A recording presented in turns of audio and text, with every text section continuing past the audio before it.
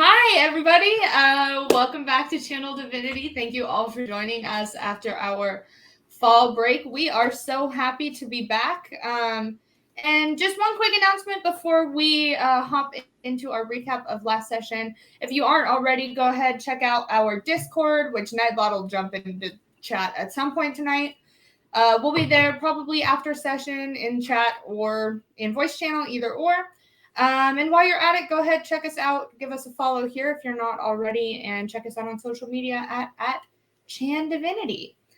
And with kind of all of our influencer type shout outs out of the way, I will go and toss it on over to Sean to recap last session.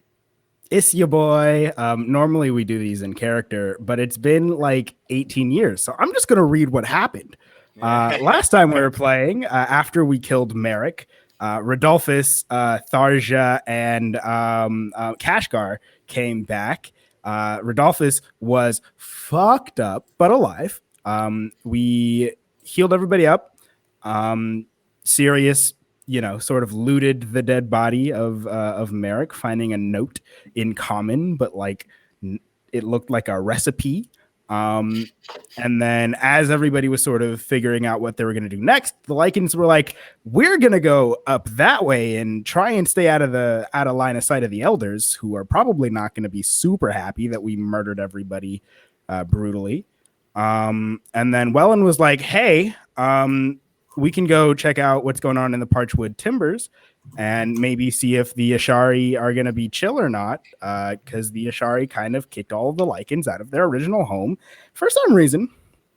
Tharja offers to pay us, gives us 90 gold pieces and a small diamond, and we take it even though we're not very happy about it.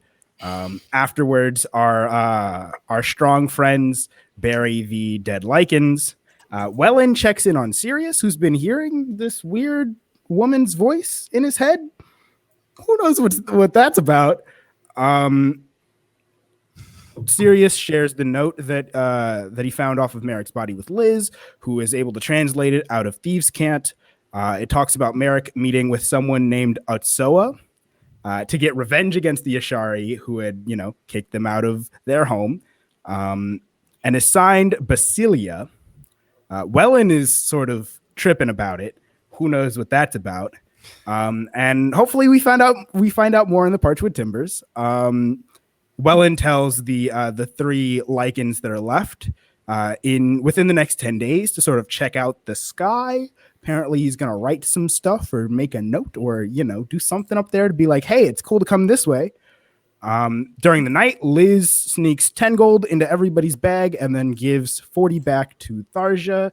And then she and Kashgar have a little, exclusive night chit-chatting and flirting. And then afterwards, Liz stays up and writes another letter. The next morning, we all say goodbye. We head back to the Turstwood Fields. Sirius stays up, tries to have a chat with whoever the fuck's in his brain, and gets bit by a spider for his troubles after rolling a natural 1, a natural 2, and a natural 3. We love it when the dice tell a story. And then he wakes up Wellen to treat the spider bite that he gets, and then Lance, who starts stripping and planning where he's going to get a tattoo of a diamond because that's been thrown about. And then during Lance and Wellen's watch, they have a very deep conversation about, how they're okay with killing. And Lance talks in very, very extensive terms about his history and his lady friend that he's been looking for named Anastasia. And then Calesta and Liz have a watch where Liz is slowly but surely chipping away at the giant ice wall that is Calesta, and they talk about their faith in Evandra, the Changebringer. And then everybody wakes up and we get moving and we're back at the Turst Fields, and that's what you missed on Totally Not Glee. Totally not Glee. Indeed. And yeah, we are going to pick up as you are all arriving back to the Turst Fields.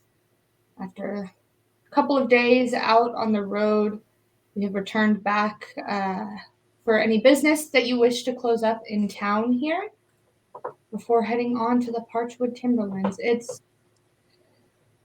Does anybody remember what time it was when you guys got back? Was it evening?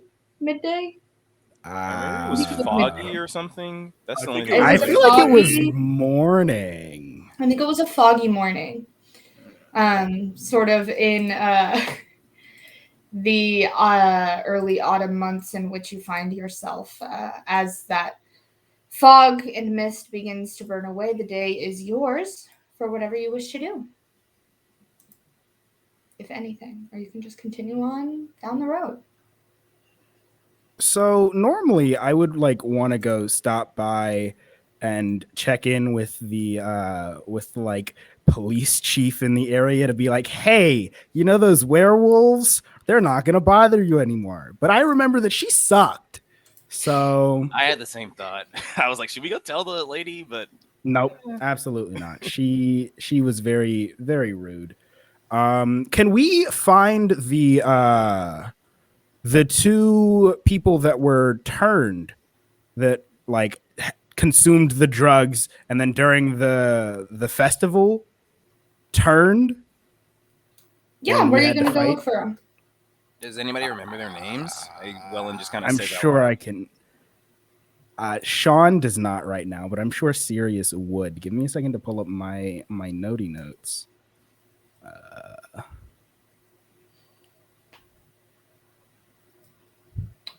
Yeah, I don't know if anybody else has them in their notes as well. Are folks out and about at this time? Is it like...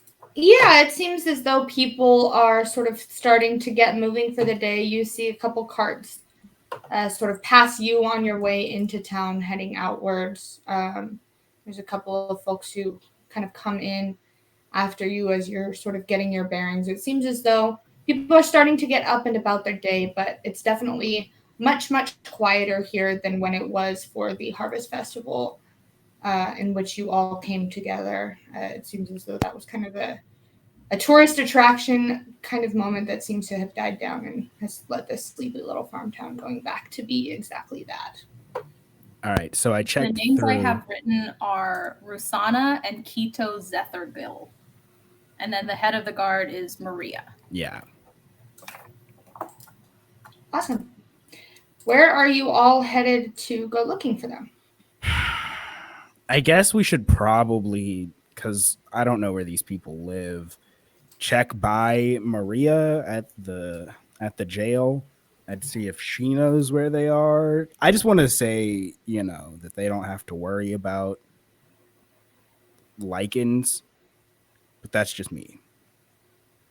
Yeah, makes sense. You still have to worry about lycanthropy, though. I mean, yeah, that's nothing I can do about that. I don't have the cure for that on hand right now, but just so they know that as far as this happening to anybody else, they shouldn't have to worry about it. Liz, I know you showed at least a little bit of concern for Auntie when we were doing the whole drug bust. Do you want to go stop by Auntie's groceries and see if she's okay? Well, it kind of sounded like maybe nothing had changed, just because, they said that Merrick said that he had gotten word from Dirk, so I guess we can kind of wander around and just see. Yeah. I think it makes sense. She probably cares that her son got thrown in jail. I don't know if anything came out of that or if the business got, suffered consequences because it was under her shop or anything. Yeah. So just for curiosity, we can go by, but sort of like what Sirius was saying, I don't really know that either way that there's a whole lot we gonna do about it. Yeah, no, definitely not. All right, so where are you guys headed? You want to head to Ani's first and then just sort of see if we maybe see anybody on the way? And then... It's also a small town. Auntie just might know where they are, and then we don't have to deal with Maria. Smart. All right. Music. Ooh, music. A couple of new music. I got a fun new music module on Foundry VTT. So a big shout out to Michael Gelfley and the Adventure Music module, both of which have a lot of different options that you guys will be hearing sort of throughout the streams moving forward from here, in addition to the tracks by Pavel, who's a good friend of ours as well. But you guys head on over to Auntie's, and as you sort of approach, you see two guards sort of standing out in front of the door. You see kind of this halfling woman and this sort of elven man, both wearing the same sort of brown leather armors, sort of standing on either side of the door outside. And sort of as you approach and look within the windows, you see that there's a couple of guard inside as well. Okay, well, maybe we don't need to go in here. Wellen thinks back to the fact that he killed somebody last time they were in this building. Yeah, in hindsight, perhaps we won't be the most positively remembered, specifically to Auntie, if, we sort of busted a drug den underneath her shop and got her son arrested. I mean, she doesn't think it's us. She doesn't know it's us. That's valid. Well, I would imagine that, that Dirk probably might have said, I don't see a reason why he wouldn't. Oh, like if he was in jail and she went to go see him and he, talked about... Yeah. Maybe it's not like we, wore masks or had cool names, We did. we had cool names. I gave us cool names. We were. That's true. Yeah, we were Courage and Company. Yeah. Oh. I was. We totally had congratulations. Maybe you were congratulations. I don't remember who I was. I think Liz is still right that we do not have cool code names. The one that I made up for Sirius was pretty cool. The one that Sirius made up, there's no accounting for that, but I made up a cool one. I'm not saying that yours wasn't cool. I'm just saying that I can't debate the coolness of yours. What was yours again, Calesta? Alphonse. Yes. See? Alphonse is cool. Thank you. Lance gets me. No. So do we want to even approach the guards, or do we just want to keep it moving? You called me contentious. That's so rude. It was off the cuff. I had to think of alliterative names. That was the first word that came to mind. Why is that the first word that came to mind when you thought of me? It wasn't when I thought of you. It was just the next word that started with a C that popped into my head. It was the first word. I don't know what contentious. You gave them out in order, and mine came first. I just had to really quickly get them out. They weren't supposed to be targeted per person. It was just in general. Hey, you can Still take wasn't courage alliteration if you want, and I'll take contentious. Yeah, there we go. They're not, attached to anybody. They were one-time code names. If we want to reuse them, we can. But we don't have to be married to them by any means. You can marry whenever. Anyways, though, do we want to go inside? I can go ask the guards. Yeah, I'll go with you. I think the guards aren't going to do anything to us. They saw us. Well, some of the guards saw us, take care of the lycanthrope problem the first time. We can, at the very least, refer to that if they are suspicious or something. Yeah. We're kind of like heroes here, I reckon. We've done a couple heroic things, I'd say. Yeah. All right, so I guess we can go talk. Yeah, let's go talk to the guards. All right. So as you all approach the familiar outside of Auntie's groceries as you get a bit closer. Her floral bushes that were up in the front are a little bit trampled. Some of them are dug up and kind of tossed to the side completely. And you definitely see there's quite a bit of activity inside him as you see these two sort of figures looking, kind of standing on either side of the door as you approach. The woman halfling just sort of speaks up and says, can I help you? Yeah. We were just sort of wondering what's all the commotion about over here? What's going on? Oh, well, we got a tip a couple of days ago about some illegal activity underneath Auntie, so we're just finishing up conducting our search of the town. Quite a bit of nasty business. You haven't heard? It's kind of been the talk of the town for the last couple of days. We've been out of town for the last couple of days. That'll explain it. Oh yeah, lots of nasty business, a whole drug ring and stuff. Can you believe it here in Archer's Fields? Oh my goodness. Well, that certainly is shocking. And you said it was in the bottom of Auntie's groceries? I know. Poor old Auntie. It was her own dang son. So she had. And she sort of says that the like male elf that is standing next to her says, just kind of gives her a look and be like, there's still an investigation underway here. Let's go be like, turn to Sirius and be like, didn't we already know this information? Out loud? What? No, we just got back into town. How would we have heard this information anyway? How's Auntie holding up after all of this, you know? Oh, well, poor thing's just been so heartbroken. She's just so sad to learn about her boy. It's really such a shame.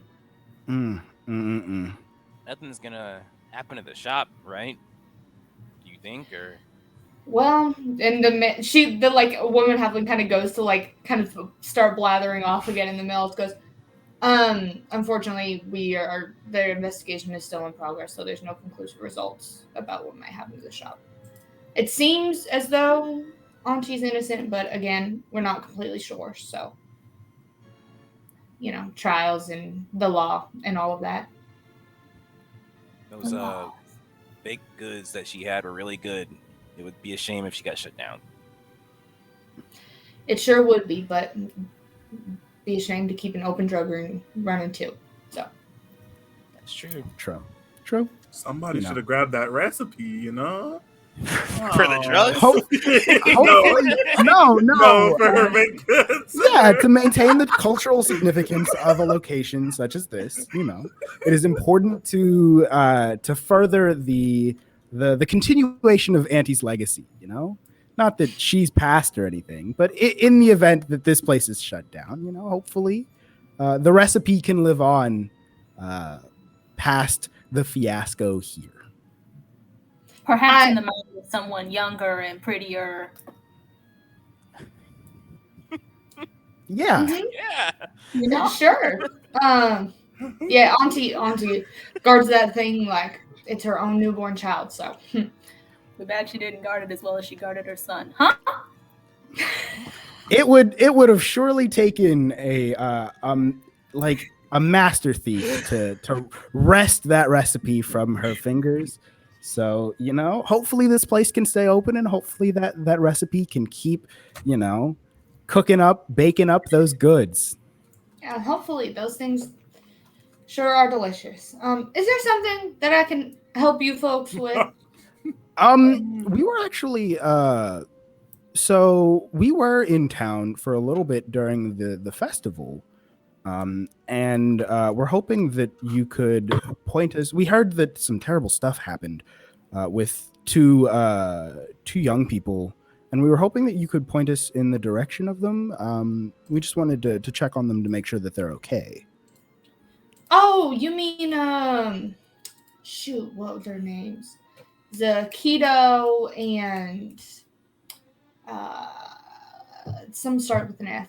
Yeah, they're still held in their cells. Just they put them in jail. Kind of for their own safety and the rest of ours, really, till we can get some tap a cleric out here to take a look at them and see if we can't get this lycanthrope thing taken care of. But they're comfortable, at least. I mean, as comfortable as one can be, I bet. Well, Are Dirk and Auntie also in the jail? Auntie's at home. Dirk was being held here, but he's actually got picked up to go back on to Western, and their system over there seems it's got a couple of outstanding folks who are interested in seeing him come to justice, so to speak. You got extradited. That's okay. Whoa. man's got outstanding warrants. Goddamn. Okay. Yeah, it was Dirk and one little gnomish lady. Only one. I mean, I don't know. Yeah, why do you say it like that? It's just a little odd that the kingpin of the operation would get extradited alongside one of the what I assume would just be one of the workers in the operation. Oh, it seems she was like maybe his second in command or stuff. They both had a couple outstanding ones. This elf kind of like at this point kind of elbows her in the ribs. It's like, is there anything I can help you folks with? Don't hurt her. Oh. No. Thank you so much for your time. Honestly, we appreciate it, and it's good to know that that outstanding citizens such as yourself are keeping this town safe. You see the halfling woman kind of blushes a little bit as she just kind of nods to you, and as you guys sort of go to walk away, make perception checks. I do not see. I see nothing. I also probably see nothing. Yep. 8. Not much. 12. Rip. 5. That's a natural 20 from Calesta. Calesta is the only one who hears this elven man under his breath whisper to the halfling, "The locals here are so damn chatty, I swear." I know they don't live here. Oh, they're not from here. Interesting. Nah. Well, Liz didn't hear this, but if she did, I think she'd talk about me. Because, I said they all sound Southern. And some people have said that I sound a little Southern. Southern what? Southern, continental.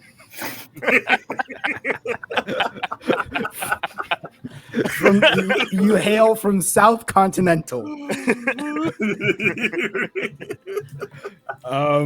Do we still want to go by the jail since we know that they're just chilling, comfy, locked up? Do you think we need to? I don't think we need to. Yeah.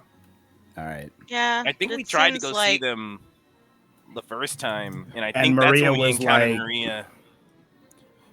Yeah, because we talked to her the first time immediately after the attack, and she was awful.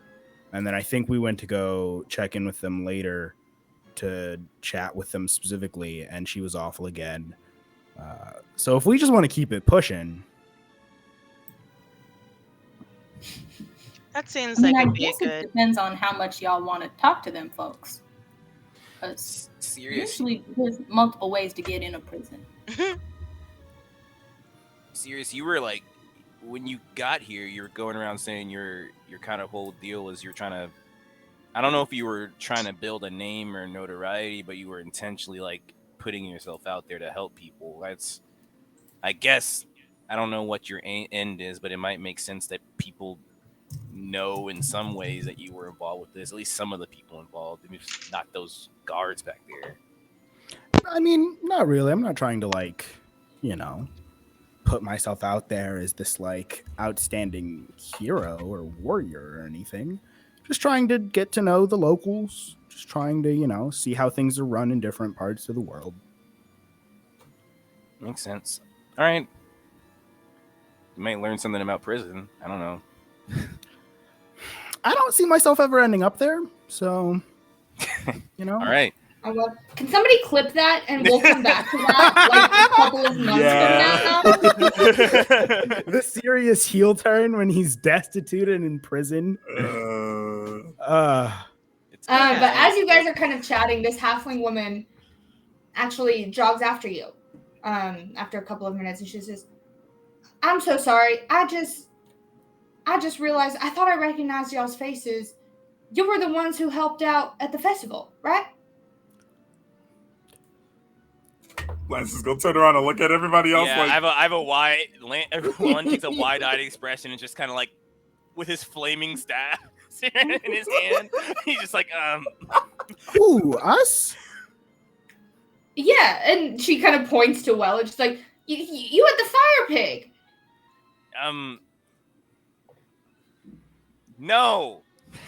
Make a deception check with disadvantage. Where's my sheet? I don't know. Oh, I don't have a token on the screen. Oh my days. no, Deception with disadvantage? you're Yep. wrong. 2 nat 20. Oh no. No, it was definitely you. The chief's been looking for y'all.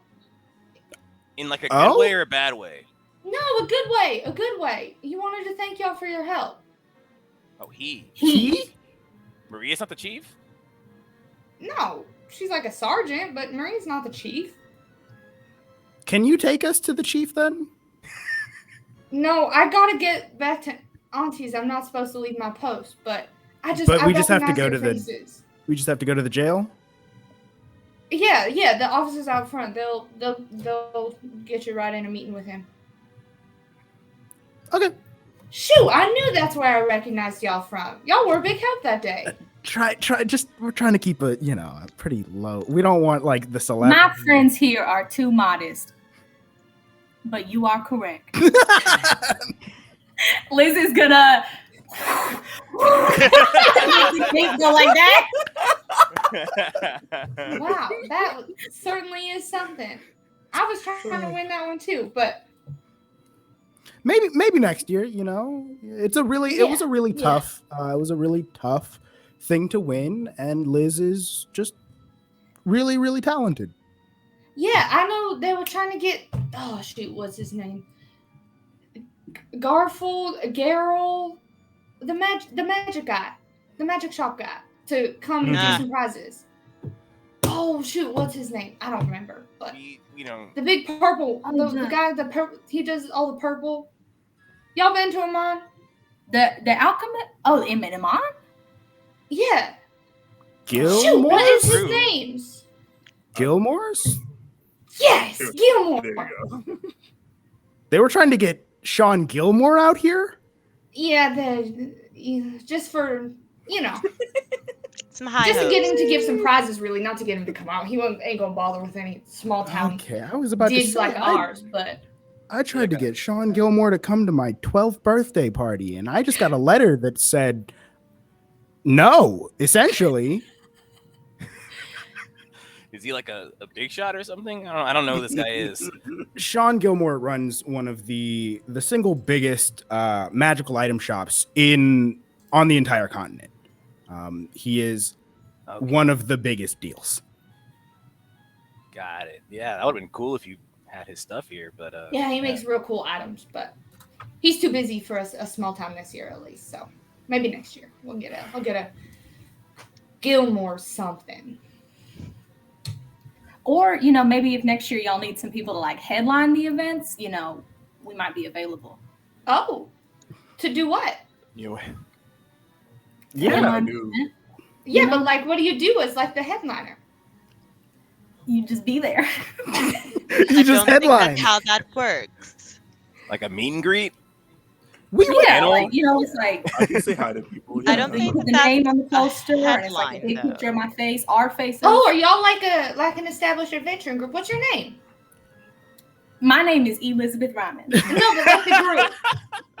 Like the group. Like if y'all are an adventuring group to like headline, then you have a name, right? That's still a title in progress. We should have a name. You're right. Should we? We're getting tattoos. We should have a name. Anyway. Oh, yeah. Is there a tattoo artist near here? Not that I know of. I mean, my cousin does like sticking posts in his basement, but Absolutely not. Nope. No. Absolutely not. No. I'm with Calesta on this one. I veto that. Thank you so much for your time. We're gonna go hit up the jail to see what the police chief is on about.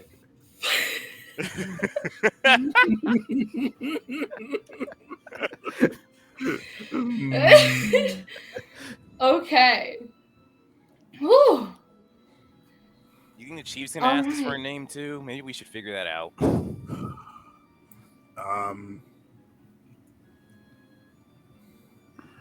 Any ideas? And names. We could be like Ramen and Co. I don't think so. Wait, that sounds cool. I mean, so Ryman.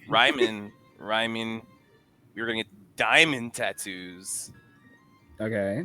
Yeah. Ryman's diamond. Ryman in the diamonds. Ryman's diamonds. These are some pretty good ideas. I think that we should workshop it a little bit. I like the diamond motif. Workshop it a lot. I like the diamond motif. I don't think maybe we don't have any of our names at the front of it because if we're gonna be a group, we should be known as a group. How about we take the first letter of all of our names and make a word out of it? There are no vowels. I don't. E. There's one. E. Hello. There's one E. W. Sometimes I think L. you don't care about me. That's not true. I do. Claws? No, wait. No. Nope. Wait, sorry. Nope. Wait. I don't know how you got that. Yeah. No, that is. Wait. No. There's no. Where's the A Please. coming It from? could be my like friend? clues, but spelled weird.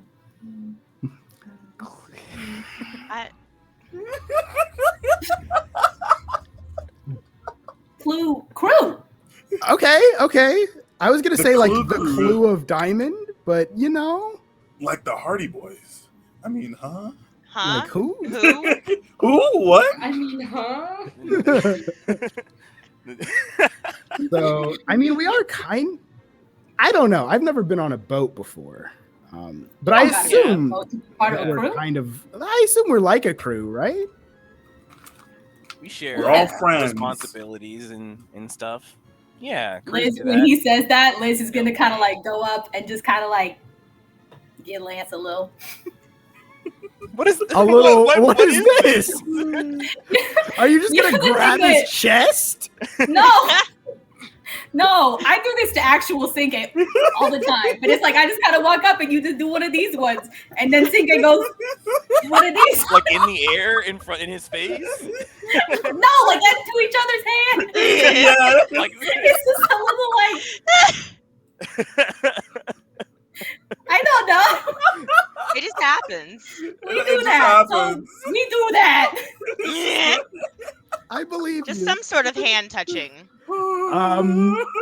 So tentatively, to sort of try and wrangle this back, we can be like the crew of diamonds. Is that terrible? It's terrible. It's terrible. Well, no, it's not There's- terrible.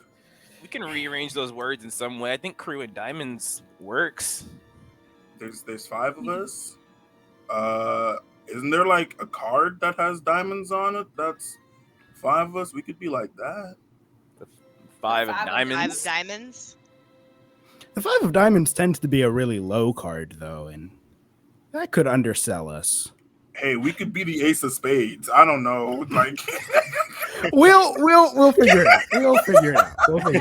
I think that this was an important talk. The black spade, though. the For black. sure. All right, let's go to the jail to go see the police chief. Wellen goes over and says, "There's not a fucking. There's not another." What?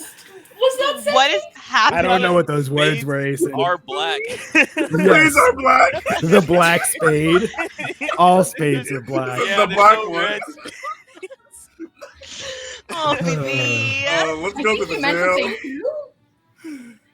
you. Ah. All right, so you guys make your way over to the jail where Liz kind of previously, as the refresher, last time y'all were here, Liz went, y'all might want to go check out the basement and Auntie's, and then basically ran away in the night.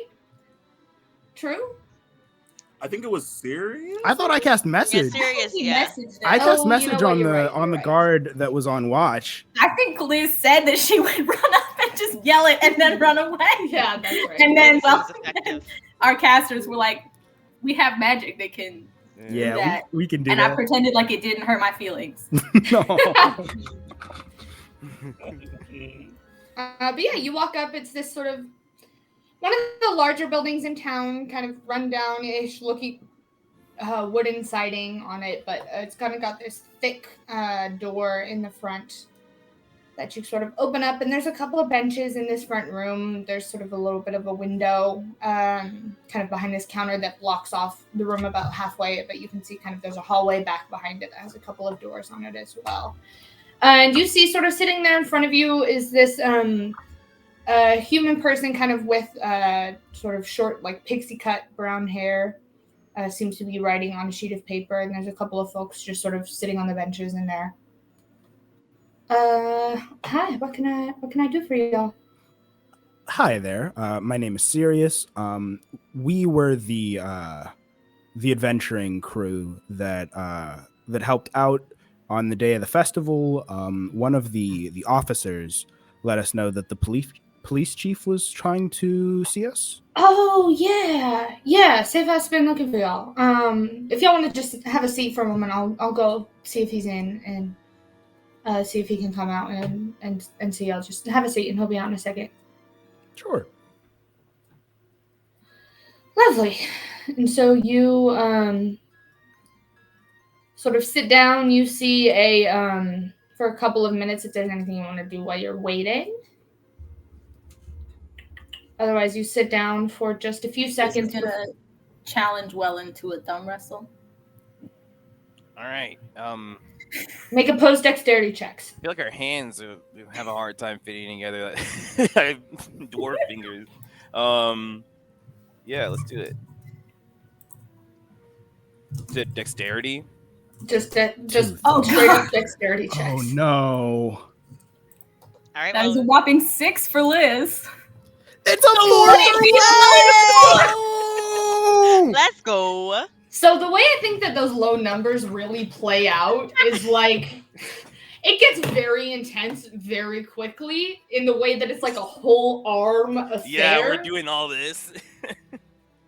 That it's like it's kind of becoming a little bit of a spectacle. No, But- I got it. That, No, you know? Lance is like invested. Lance is like, yo. I'm just Calesta- twirling my wand across my fingers, just like You have a wand? bemused. Your fingers Yeah. are so slender. They're slippery. It's hard to keep it pinned down. Aha.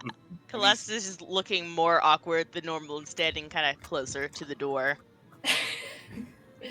And after a couple of rounds of thumb wrestling, you guys see that this woman comes back with kind of in tow behind a dwarven man, sort of opens up this sort of half door. He's got this long sort of wavy brown hair and brown skin sort of pulled back very tight against his head. And the woman sort of stops at the counter and sets a small chest down beside her. He says, "So, you're the folks who helped save that festival.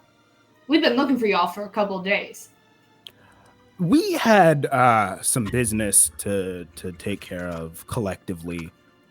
So we had to take a bit of a leave of absence after the events of the festival. And we just got back.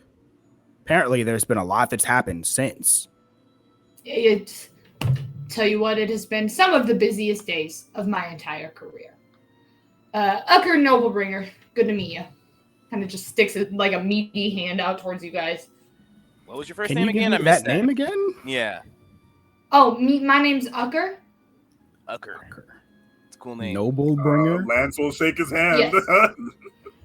It's a pleasure to meet y'all. Y'all really kept that festival from getting real squirrely real quick. I appreciate the help.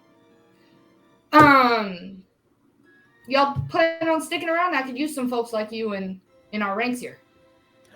We actually have some more business that we're taking care of in a different direction. So we will unfortunately not be able to stay around long term. We're just passing through. Seems like you type always are. Can't get my hands on any of y'all to save my life. Anyways, do y'all have a name? The Crew of Diamonds. And he just stands up really straight and tall and says it with his shoulders down and back. All right. Noted. Well, Crew of Diamonds, you let me know if y'all are ever in town, and I certainly could use your services a time or two. In the meantime, though, and he kind of like gestures at the person who's sitting at the desk as they sort of bring out this small chest. He says, we got a bit of a funds out of the bounty for y'all because y'all really saved my neck and a couple of our skins here. So as a token of a thanks for the terst fields, here you go. And he just sort of holds out this small chest towards you guys. Liz grabs it.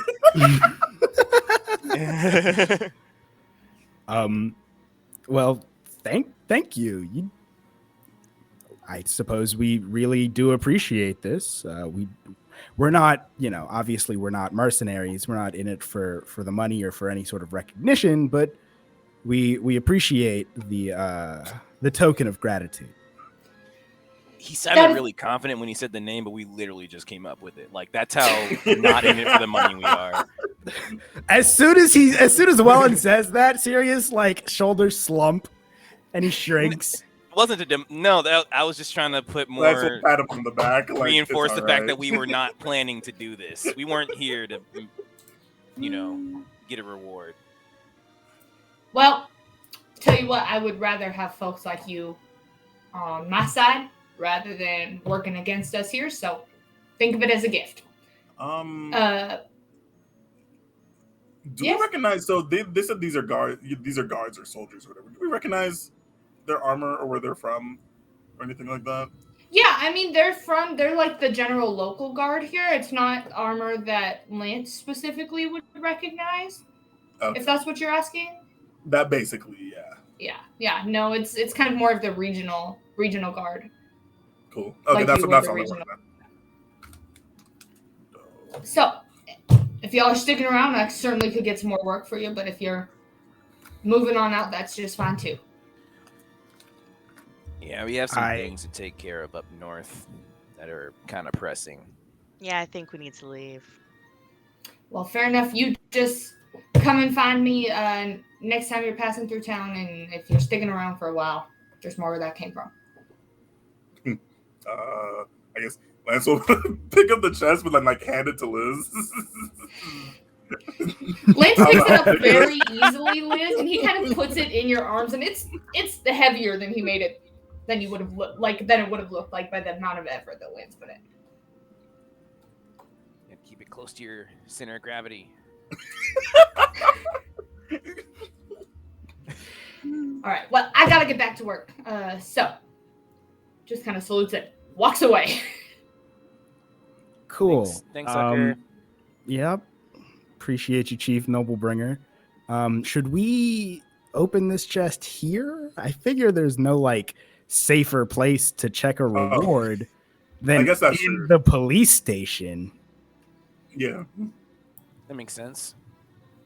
Yeah, so you guys kind of open it up. It's just pretty plain looking, it's just definitely a smaller chest, but it's heavy for its size. And as you open it up, you see that within it is a leather pouch that seems to be holding some gold pieces, as well as 3 bottles holding a sort of red liquid that sort of, as you open it up, glimmers when agitated. Do those red bottles look rather similar to the red bottles that were being sold by the alchemist in town? Sure do. We gotta go by that guy's shop. We gotta just dangle in front of him. No, we should. We shouldn't.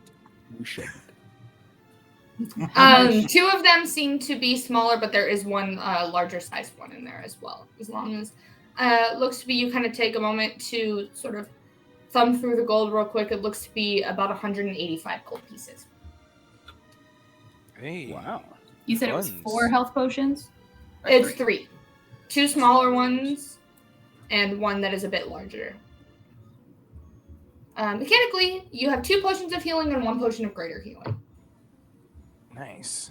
And that's 37 gold if we split that 5 ways. That sounds right. Wellen, you are so smart. I pulled up a calculator. I don't know what that is. What is a What calculator? is it? What's that?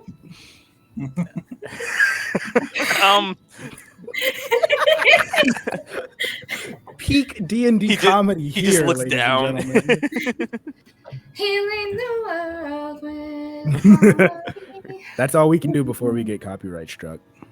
You said 37 each? Yeah. Nice. All right. Sort of reward in hand. The sleepy small village is yours if there's anything you'd like to do. At this point, between all of your walking around, it's getting to be maybe 2, 3 in the afternoon. Before we leave, can I ask Liz to put the potions just in my bag of holding? I'll open it up and be like, "Do you want to put those in here?" They ain't gonna break? No. It's a whole different dimension. It'll be fine. Oh yeah, you said you got that from your parents, right? Like as Yeah, a gift. yeah. You know where they got it? That's kind of crazy. I didn't ask. It's really Your parents just give you dimensions? I mean, they gave me a bag. It's not like a separate dimension with like people or anything. It's just like a little pocket space where things go, and then you reach in and you grab something from the space. You guys have never seen any of these before? Do you get a lot of gifts like this? I mean, usually only on special occasions. Like your 12th birthday party?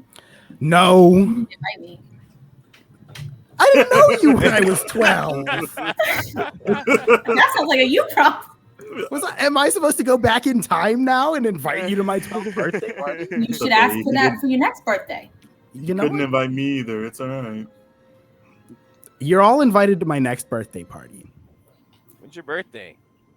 That's a great question. Sean doesn't know. I don't know if I wrote it down. And I don't know D&D months like that. If you click on the little calendar Yup. on the left side in Foundry, it'll pull up the Exandrian world calendar for you folks. I'm also going to check my notes to see if I actually jotted Just come it up with a down. birthday for Wellen real quick. No, I did not. Okay, cool. So we can... All right. We're going to say that he's a winter baby and that he was born... Any what's- numbers denoted with a 1 or a holiday, too. Okay. You can click on to get more information if you want. Oh, that's so dope. That is cool. He was born... So my birthday's the 21st of Dualahai. Actually. Not a winter baby, I lied. Dualahai is winter. It's spring-ish. It's like right before the spring. Mhm. So, But yeah, the 21st. Cool. That's a little ways away, but your next birthday, Yeah. we'll all maybe be there. Hopefully. Yeah, you're all invited, of course. We're a crew now, and do crews show up to each other's birthday party?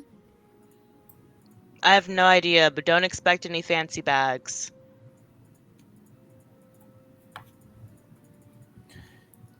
Cruise. Well, usually the crew's kind of like on the boat. So there's not a lot of showing up. You just kind of like are there. There. So I mean, But if you aren't on the boat and then you like gonna do something, then you can like let's all, and then you do. So, maybe we'll all be together then. Yeah. Let's hope. All right. I will go ahead and add 2 potions of healing and a potion of greater healing. Yep, you got it. And those are all free to distribute as you all wish. So anything else you'd like to do in the Turst Field? Are you sticking around this evening? Does anyone know how expensive horses are? Would I feel like I would probably know, generally speaking, like the going price for horses.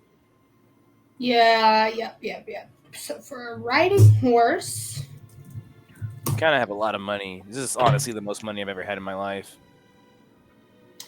riding horse goes for about 80 gold pieces each. So yeah, if you're trying to get a horse to ride upon, going rate's usually around 80. It depends on where you are. Some places it's much more expensive. Some places it's a little cheaper, but 80 is usually the expectation. You guys want to get horses? How far is our next destination? So, depends. Because you could travel along the road. If we go ahead and look at here. You could travel along the road and then cut in through the Parchwood Timberlands. And it would take a little bit longer, but it would be much safer. That would be 8 days from today. On foot? On foot, yes. Or if you cut a straight shot through the forest, it's more dangerous. But that's going to be, and shoot, I just realized I forgot to move the days to where you guys are. There you are. That would be 2, 3, 4. You would get there the evening of the 5th day.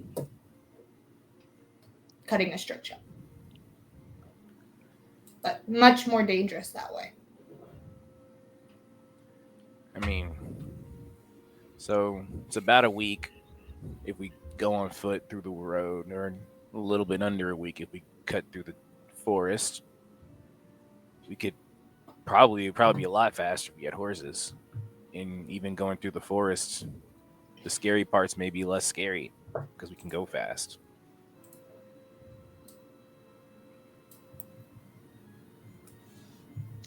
I don't know, but in my experience, most of the scary things in the woods can run just as fast as your horse. Which is So way don't faster horses than us. usually get scared? That's true. We could also go I mean, not faster on faster the than road. me, but Of course, yeah. Riley, would we be able to approximate how much quicker we would move on horseback on the road? So it's hard to I also tell, don't but know you how to could ride a probably horse. take. Do a what? I also don't know What? how to ride a horse. I just would hope that it would work out for us, you know?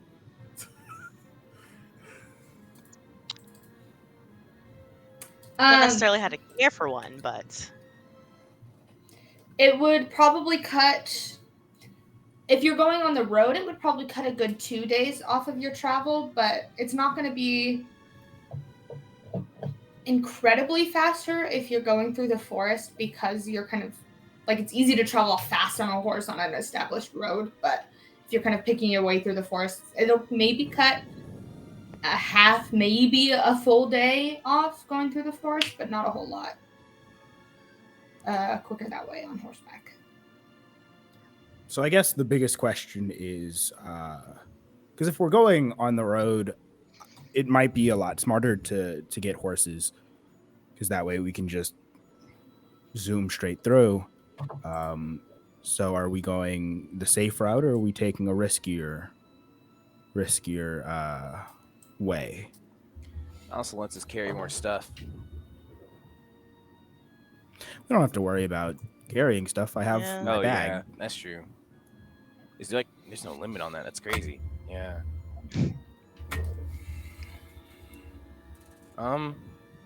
I mean, I guess it sounds like people aren't super down with the idea. We don't have to. I also don't want to ride a horse. I just thought it would maybe be helpful if we wanted to save some time. You can learn. Is now the time to learn? I was kind of just hoping, I'm small enough. I was hoping I could just kind of piggyback on somebody, That would work.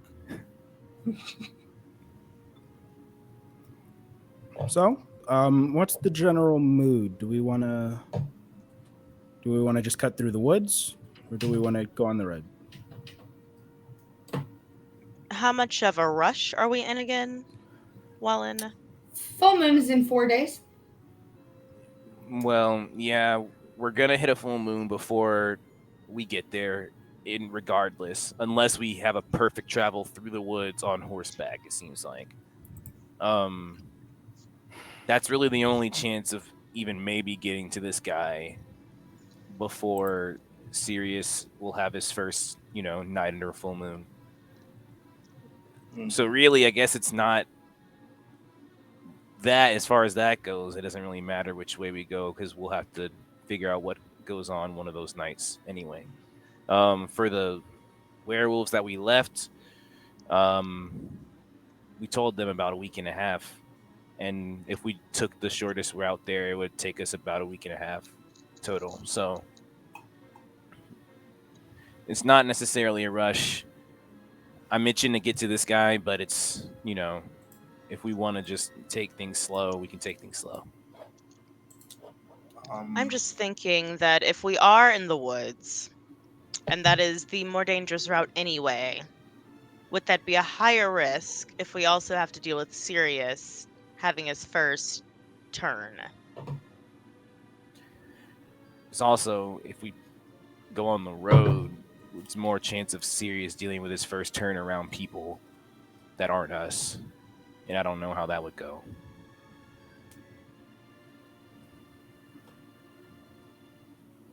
But So,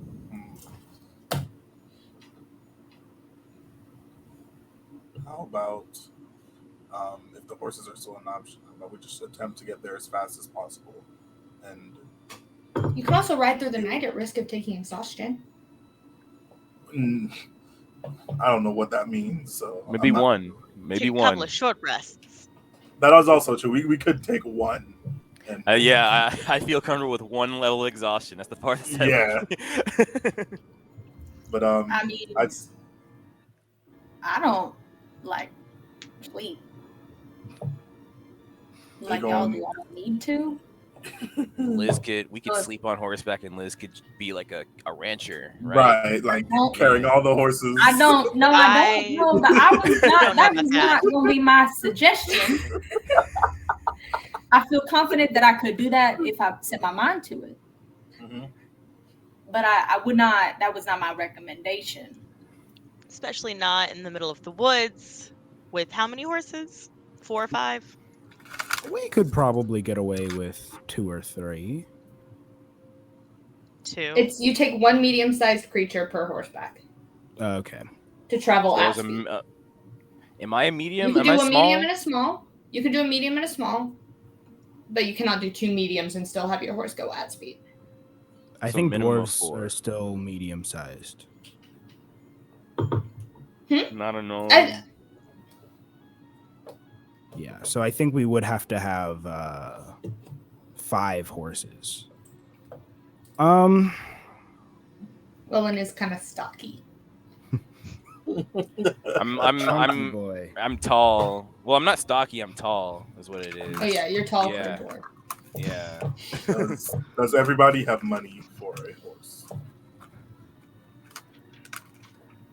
I think could so. afford one, but I'm gonna be honest here. I don't really think that's the move. All right. Then just because that sounds real expensive, and kind of like what Wellen was saying, this is just about the most money I've ever seen in my whole life, and it seems kind of silly to spend it on something that I'm just gonna have to leave at a port one day. That makes sense. I've made it this far without a horse. 'Lance, I don't know. Lance, I've made it this far without a horse. Lance, I've made it this far without a horse. 'Lance, Lance, Lance go reach in his pocket, pull out 80 gold, and hand it to Liz. Be like, I'll buy it for you. No. No. I'll buy it for you so I can take the horse when you have to leave. Well, you can just buy the horse for yourself then. But then you I'm won't buy a not- horse. You won't get a horse. We can just walk.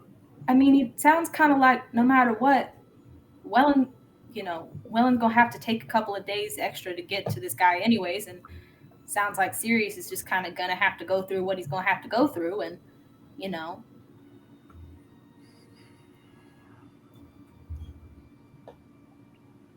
And then we gonna start moving.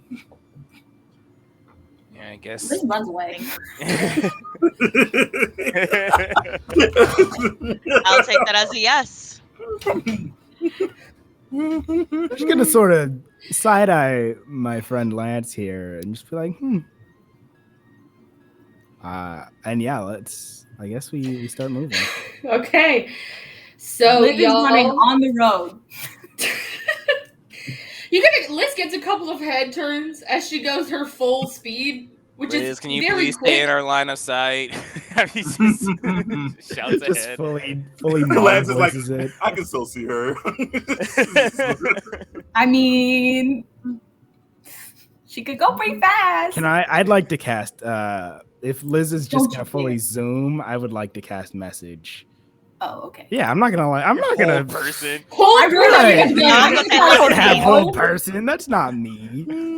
Oh, But that yeah. she's gonna levitate her, so she's Just so she's floats. running in No, that's mean. That's mean. But I would like to cast message and be like, hi, this is Sirius. Please, if you're going to run, please run with us and not past us. Thank you.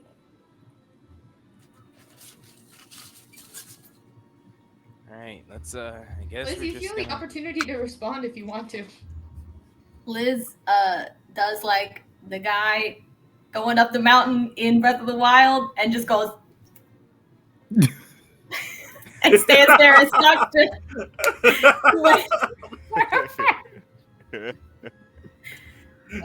Just stands there and waits. All right, let's move. You do indeed take off. I have to adjust my little travel thing real quick. So I guess our question now is, do we take the safer route and go along the road, or do we want to cut quicker through the woods? I would probably leave this up to Sirius. What do you think would be the best for your first turn? I don't know.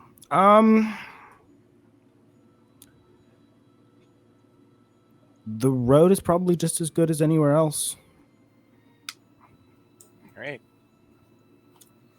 Since that would take a little bit longer, do we want to travel at least one night? Walk through one night, take a point of exhaustion, sleep the next day? Or If we're not gonna get there by the time that he would turn anyway, I don't think that it's necessarily worth it. So. We Cool. might. All right. I mean, potentially we're gonna have to be awake one night anyway. So, All right. if that is a night where we end up moving or not, I suppose we'll see. Bet. Alrighty, my friends. Let's move. All right. So as you set out, traveling away or towards the sunset, heading west. Can I please get our first encounter roll? Oh Just God. a regular D20. Do we want it to be a private GM roll? Please do. All right, I will roll it for the first one. Roll! All right. So you travel as the evening begins to fall. As you get farther away from the turst fields, you, after maybe about an hour or two of walking, begin to enter into the parchwood timberlands as you see these towering trees begin to surround you, lightly at first, but almost oppressively as you travel until nightfall.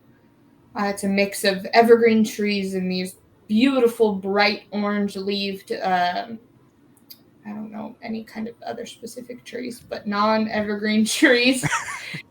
As they are turned with the brilliant colors of autumn, it is time to make camp if you would wish to for the night. It's a nice aspen. That's a nice aspen right there. That's Yeah. As you all settle in to camp. Ooh. Oh, it's so pretty. Ooh. Whoa. Look at that. Fall Ooh. camp. Fall Hey. camp. Ooh, is this a cliff? Like if I go down there, like Yeah, jump off? that you settle next to like about a 15-foot drop off next to this stream that comes and goes away from the road. So it's not deep enough to jump. No, Right, unfortunately, it's a Pocahontas. bit shallow. Ooh, does It anyone would have any probably be string? We very can cold fish. this time of year. You could fish if you wanted to. I think I have rope. Yeah. Is there anything you guys would like to do as you settle for the evening? Oh, we should have bought some nice food on the way out of town. So before we go to sleep, Lance is going to be like, all right, so I forget what was said. Are we the Diamond Crew? The crew of diamonds? I sort of said that very loudly and confidently. It doesn't have to be that, you know. I would rather us go with something that everyone agrees upon. I don't want to like force it. I don't hate it. I think I kind of like it actually. Calesta, how do you feel about it? Crew of diamonds? Huh? Definitely better than some of the other options. I don't think that's inherently true. Yeah, that's my opinion.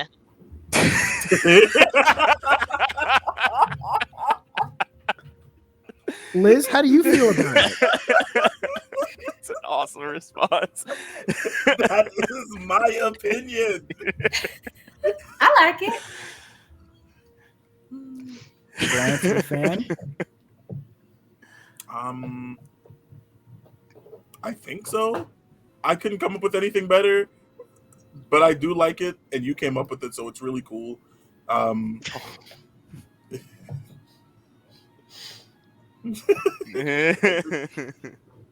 We can kind of try it out and see how maybe some non-us people react to it. A trial run? Yeah, because like, you know, we can always change it later. That's true. That's true. Very So- few people know who we are, so I guess the name is it can change. It's not gonna stick as hard. So would that mean we call ourselves individually like a diamond? And does that mean like when are we getting our tattoos? Well, it sounds like if we want to go to somebody that's going to have some artistic talent, we might got to get to a bigger city for that. We are on the way to Whitestone. I'm not suggesting that we all get tattoos. I don't know how my parents might feel about that. But if we are going to, Whitestone is sort of the biggest city in the area. So That's where you're Or, headed after this, right? she said that her cousin does stick and pokes, and like I feel like I could probably do a pretty good stick and poke. I could probably, yeah. I don't know what that is. I don't trust it. No, thank you. Okay. I'm down for a stick and poke. I don't know what that means. You get some ink, and then you get something real sharp, and Liz is gonna fully pull out her dragon tooth dagger, and then you kind of just like ding, ding, ding, ding, a whole bunch. Did you just stab your hand? Well, this is the metaphorical. Uh, I don't know where he wants the tattoo. yeah, Whitestone for Dragon Tooth has got a little bit of a dried blood on the edge. Did that not hurt? No. It's not Liz's blood. Okay, fair enough. She went like this, and I was like, "Just, Okay, just do this with gotcha. the knife." Right, fully thought that she pulled the knife out and just stabbed her hand a bunch of times. No. Yeah. No. But yeah, I think that maybe we find an artist that we really like in Whitestone, and we figure out where we should get our collective tattoos. That's like a big deal, guys. Yeah, I've never had a tattoo before. Do you have any tattoos, Liz?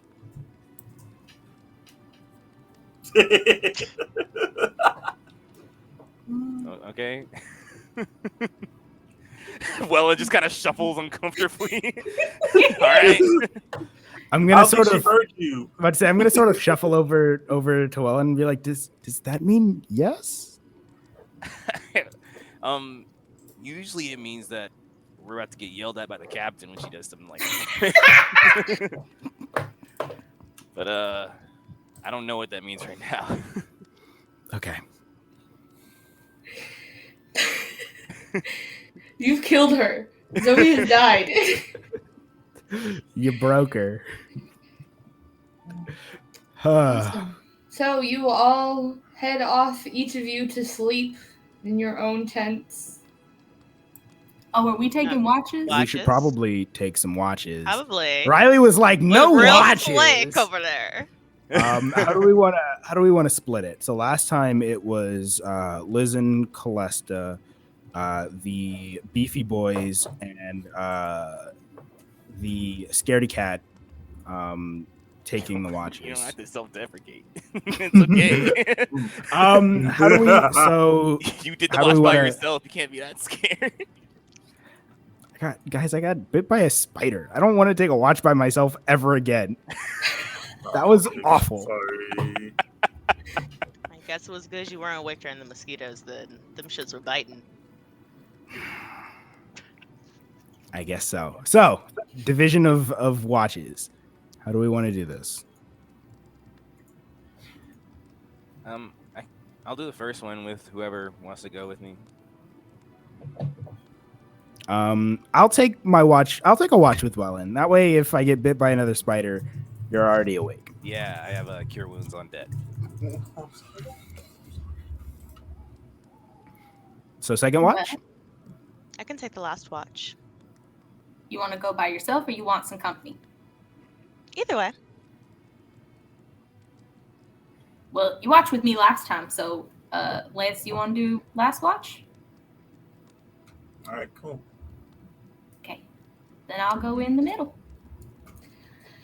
All right, then as Liz, Calesta, and Lance head off to sleep, we find Wellen and Sirius around your crackling campfire, accompanied by the sounds of the babbling brook beneath you,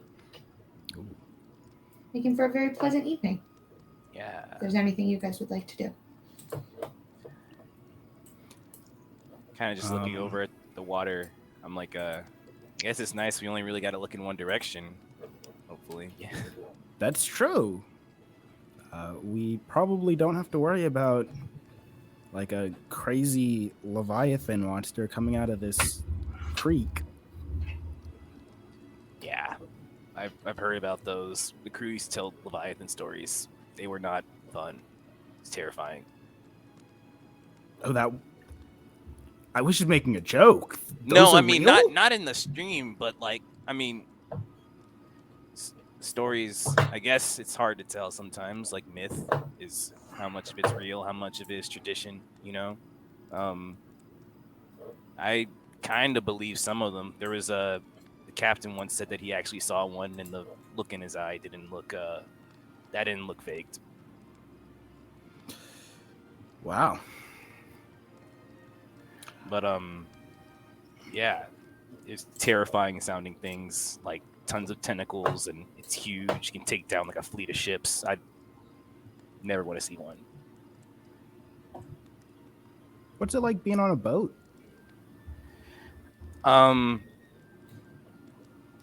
You know, like when you drink, when you're like 3 drinks in, and you kind of feel the like this a little bit. You know, it's like that all the time, but you don't have the like. I'm a little bit silly because I'm drunk. You just feel off balance. That's the biggest thing. But you know, being in like a close quarters with a bunch of people, it can be it's great for when you're feeling lonely, and sometimes when you're feeling lost, having like a home is really nice. Yeah. Gonna make Zoe cry.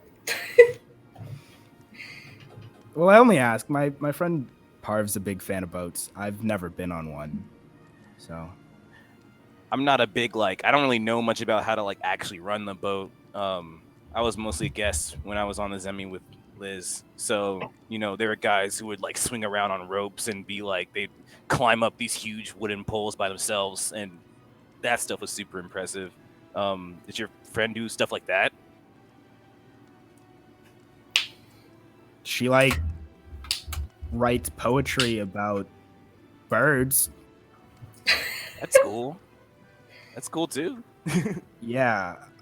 She's got like a cute little sailboat. It's not like a ship, you know? It's not like one of those things that you put in like a bottle and you hang on your mantle or anything. It's just a cute little sailboat. Yeah, I mean, sailboats they still take a lot of work from what I understand. It still takes a hardy person to, you know, drive one of those. Yeah. Maybe one day I'll get to, you know, take a sail. Thought about, you know, Liz has like talked about riding home to her mom, or she usually takes a trip home. So I've thought about, you know, maybe at some point after I get this, I kind of pull out the charm that's keeping my disease suppressed. After we get this figured out, maybe we can take a leap over to Marquette, to the islands, right? Marquette's islands, right? Or like another continent. It's not where Liz is from, but Marquette is islands. Wait, no, she's not from there. She's from Port de Mali. You're right. So to Wildmount, the other continent. Yeah, that could be fun. I'd be like do you guys call each other like mates and stuff? Like, yeah, we're crewmates. Yeah, like there's like the first mate. That's like the captain's right hand man. You know, past that, you don't necessarily like mate's not like a. It's more just crewmate. Yeah, we're crewmates. So I'd be like second mate. Cool. I mean, yeah, I don't think we got a hierarchy going. That's all I'm saying. Like you sure, don't have to be but first or you know, second. We're all mates. Right, but if we're on a boat, obviously Liz is going to be captain, and then, you know, right hand man, that is clearly you. I'm out here, you know, fighting for second mate. Second mate sounds great. Sure. Yeah, we could do that. And yeah, it was really cool. It was one of the most unique experiences. It was scary sometimes, but you know, I'm glad that I did it. Definitely. Sounds like a really fun time. Yeah. All right, let's roll these dice. Yeah, dice time. We got to roll. I guess. What's my fuck? What's your perception? My perception. I always forget my stats. Shit. +3. It's not. Yeah. It's bigger than a +0 if you want to roll at advantage. Let's do it.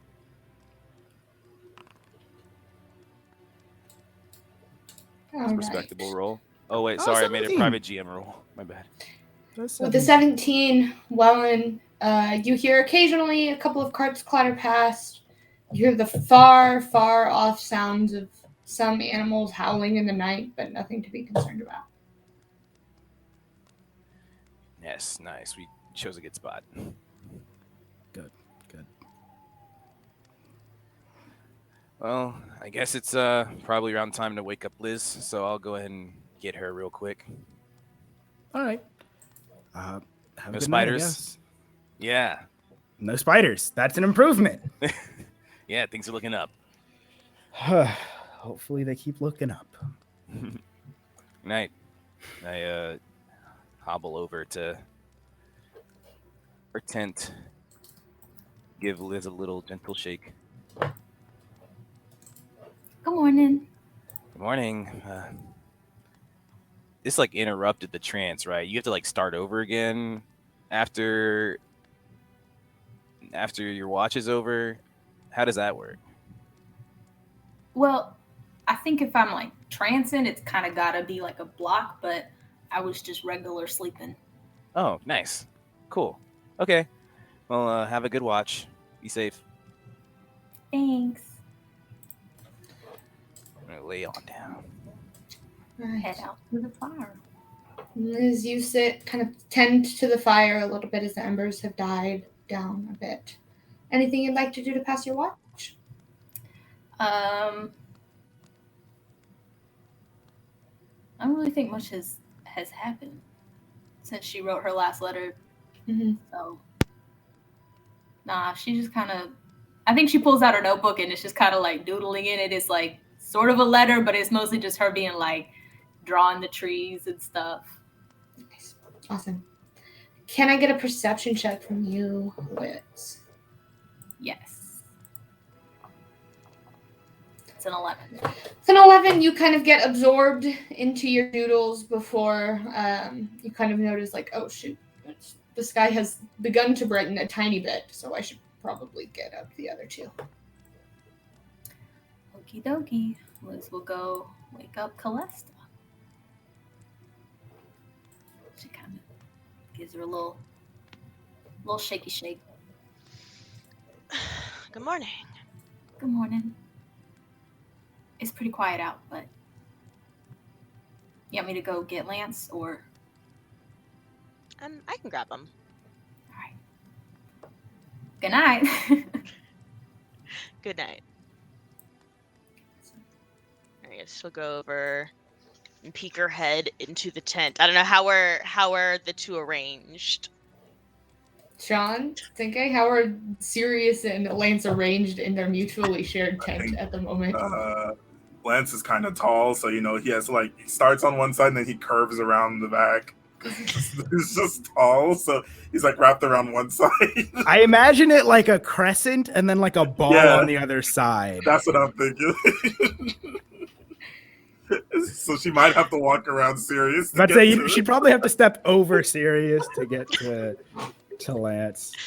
Yeah, she'll kind of like try to step over him a little bit and like shake. I guess almost balancing, because I assume there's not enough like room, and also it's not very tall. So kind of like balancing and like anchoring on Lance, like shaking him a little bit. All right. Okay, Watch time. I guess it's morning. All right.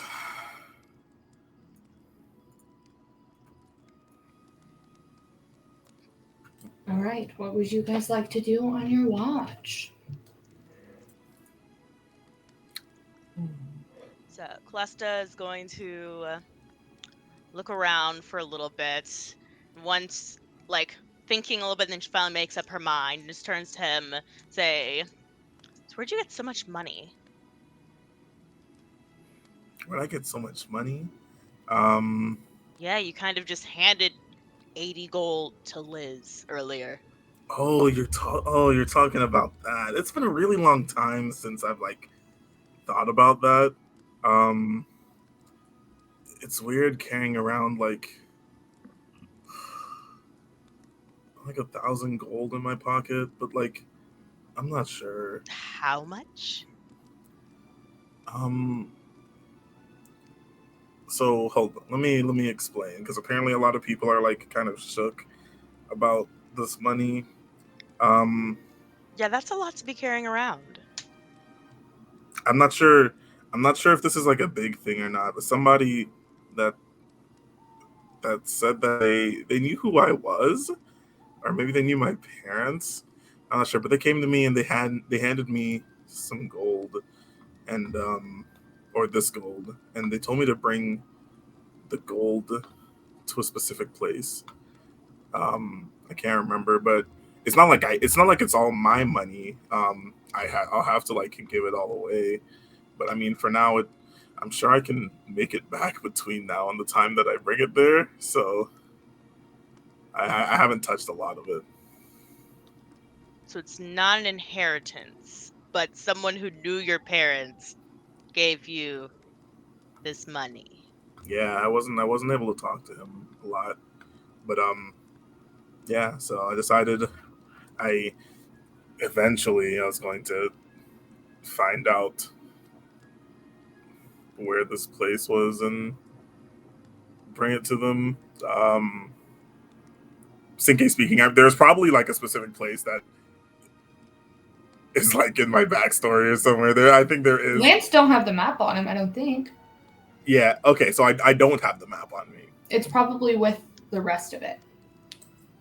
Cool. Okay. But yeah. So yeah, eventually I'll take that gold over there once I figure it. But I've kind of been enjoying traveling with Sirius, so this is what I'll do for now. So there's not like a timeline or interest on the money. No, I just gotta get it to a certain point eventually. It's wild that someone just decided, like, yes, you take this money and take it somewhere for me. I mean, I guess you're a knight, so it's trustworthy or something. I think the person trusted my parents, and so I don't know. I don't think that makes me. I don't think that logic like carries over to me, but maybe like I don't know. Interesting.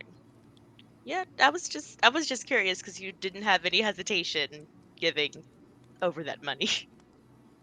Yeah, I mean, I'm always willing to help if I can.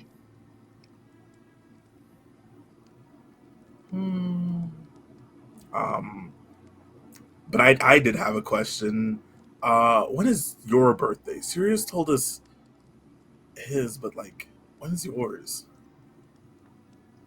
Ah, no one's asked me that in a very long time. My birthday is the 8th of Sidstar? I think that's how you say it. Sitting Star in the summer. Yes. Okay. Do you remember what you did for your last birthday?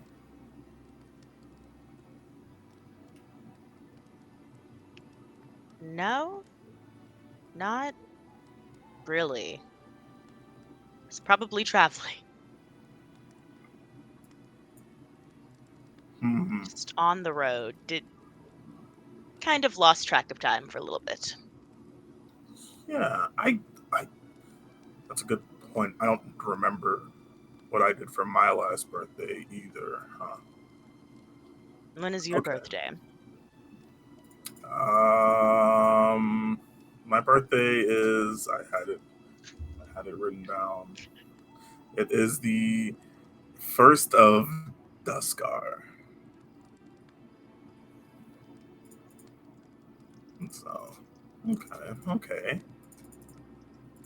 Um, but aside from all that, I wanted to ask you how you're feeling about traveling with everyone else. Or He's traveling gonna with take us a so far. he's gonna take a moment to kind of like think.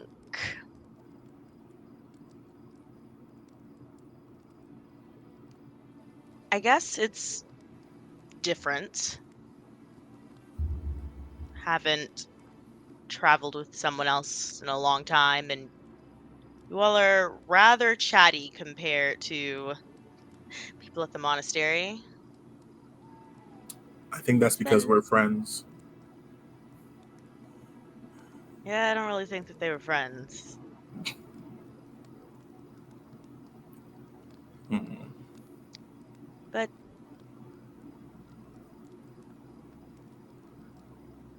guess I'm enjoying it. There's a lot of personalities to get used to. It's better than traveling alone, right? In some aspects. I think that a lot people here seem to have a lot of thoughts on what shouldn't do. Very decisive. It's interesting. Like morals. No, not necessarily. Just even wanting to go to the police station to check up with the two who had turned. Mm. I think they're just kind people. You don't really, I guess, see a lot of people like that. Really, a lot of people normally care for themselves or only care about the money or anything like that. Yeah, or just the people that they know. That's true. I guess. I guess since we know each other, I guess we care about the people that we know. But I think it is kind of I don't think the word's refreshing. It's just nice to see that there's some nice, just genuinely nice people around sometimes. It's definitely interesting. It's a change for sure. I were people not nice to you?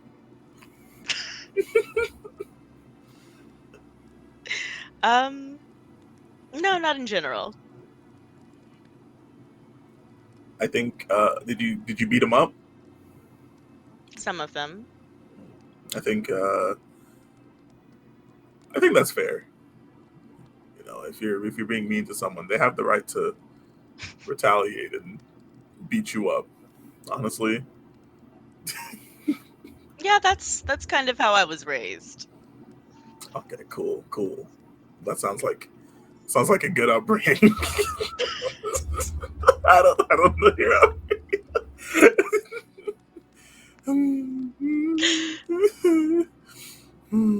well, I'm glad you're enjoying our adventuring with us. It's been fun so far. It's definitely at least given me something to do.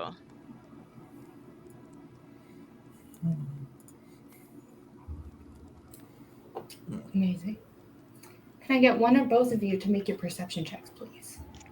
I think your perception is higher than mine. I then roll perception. What?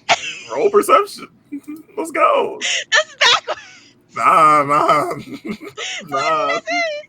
I don't know what you're talking about. Go ahead and roll perception. Wait, are we both rolling? No, just you. Why? Huh? Cinque with the highest perception of the party is like, nah, fam. I hate you.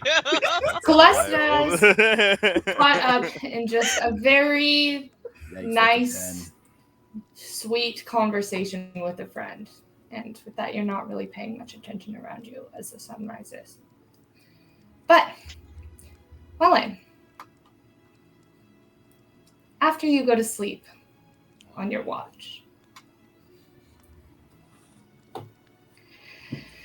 you kind of lay there, tossing and turning and feeling the hard earth beneath your bones. It's not one of the most comfortable nights sleep that you've had, but you do eventually fall to sleep.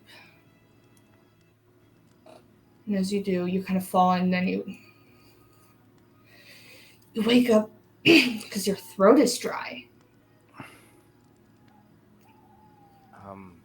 I wake up, like fully wake up. Yeah, and you kind of like you haven't like awoken, but you've come to consciousness because your throat is really dry. I guess I'm gonna reach for. I assume I have like a water skin or something. Yeah, you kind of open your eyes and you go to turn to where your water skin would be, kind of towards where Liz would be. Sort of as you blink your eyes open, you're not in your tent. Instead, Wellen, you are laying flat on your back in the middle of a barren, rocky, dry plane of earth. You see, you lay there for a second, looking around, and as you do, the earth beneath you shakes.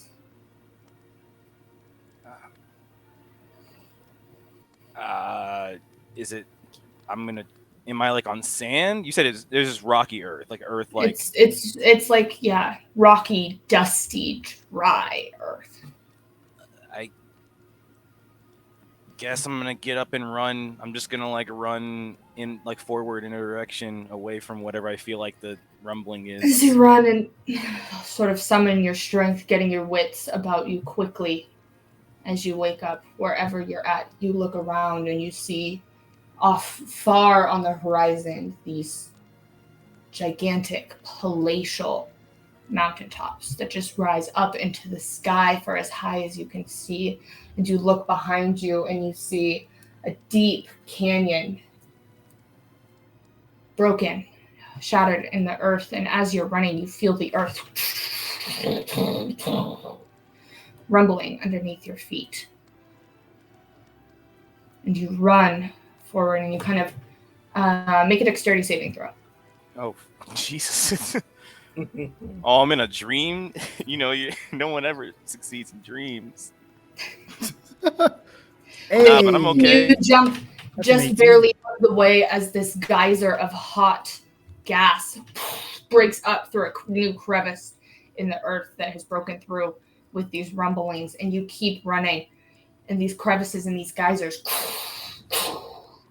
pop up around you. Well, and I need you to make a Constitution saving throw. Why is this happening? It's a 15. With a 15, your throat is dry and these gases begin to fill the air, and you keep running forward. They fill it and they start choking you, and you just can't catch your breath. And you run, and you run, and you run for what feels like days. Until when you can't run anymore and you collapse down onto your knees, coughing. And you wake up in the middle of the night, gasping for breath, and your throat is dry. I'm gonna look around. Liz isn't in the tent. She stayed in the tent that Calesta was in. Is she in the? You're alone. I just look around. I'm like, where? What the? Well, make I'll say make a history, arcana, or nature check for me, please. I'm gonna do nature because that's my best score. Hey, 19 or 21. 21 on a DC 20 roll for nature. You are not on this plane of existence, and as you remember and recall the details of your dream, there was no water, there was no fire, and the earth and the air was choked out of you, and the earth was everywhere. Wellen would probably know, wherever he just was, had a strong influence from the elemental plane of earth. Yeah. What do these dreams mean? He kind of just sits, like puts his back up to the tent for a little bit, and like in just racking his brain for like understandings of stories when he grew up, like trying to figure out what all of it's supposed to mean, and kind of just like slams his arms down on the ground in frustration. Kind of, he can hear Lance and Calesta murmuring outside. just kind of sits up and tries to fall back asleep, probably to little luck for the rest of the night. Little luck for the rest of the night. Indeed, Wellen, it's tough to go back to sleep with this and everything else on your mind. And that's where we'll take our break. Yay! We will be back here in just a few minutes, so hang tight and we will see you all soon. Oh, fun breaks. Bye.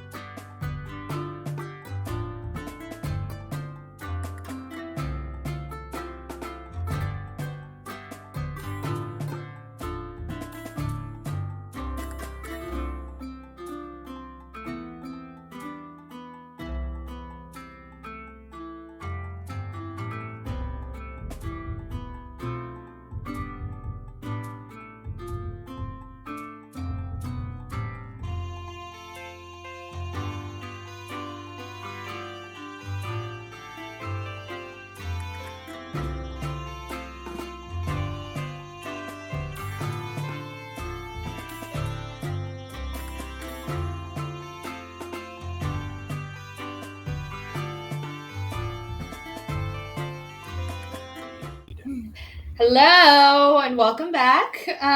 In case you're just joining us, right before the break, the party went and cleaned up their final business in Turst Fields, seeing what's going down at Auntie's. Looks like she's under a bit of an investigation after some previous activities by her son, after a reward from the warden and a decision about whether or not to buy some horses. The Diamond Crew of Diamonds? The crew of diamonds so The far. Crew of Diamonds, newly dubbed. Pending, right?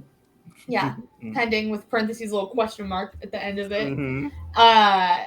Headed out for a couple hours travel towards Whitestone and their destination in the Parchwood Timberlands to go track down some Earth Ashari for both Wellen and Sirius. After a couple of sweet conversations and generally uneventful watches, Wellen had quite the dream that seems to have shaken him into not getting a whole lot of sleep. And we pick up as the sun rises on your camp and another day begins. If there's anything you guys would like to do before leaving camp, now would be the time before you begin to head out. I guess the watches just kind of end. The last watch movie just ends with people getting up and coming outside, like to end it. I would say probably before, like, you would normally think the watch is over, Wellen is probably going to come outside to the fire where Lance and Calesta are. And yeah, I hate Wellen. Like, I don't even like. Oh, hey, Wellen. Oh, hey, Wellen. How are you? You goobers. No. Calesta's gonna like look. Liz at him wakes and, up and tilt rolls her head her a little bit. You can definitely see like the stress on his face. His eyes are probably like reddish. He doesn't have like, he's not like actively crying or have tears on his face, but like you can probably tell that he's been through something for some reason. And he just kind of comes and tries to like sits at a stump by the fire and kind of just stares into it. Hey guys. Good morning. You're up early. Hey, I couldn't really sleep, so I just figured I'd come outside. Get some I'm air. sorry. It's okay. It's okay. You know, bad dreams, nightmares, they happen.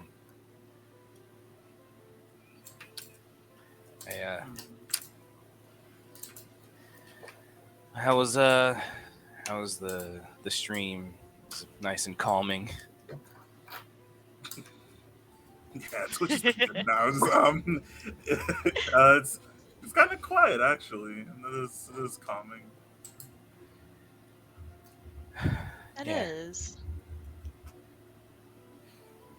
Didn't want to try and get any extra sleep, or you're good? Yeah, I did.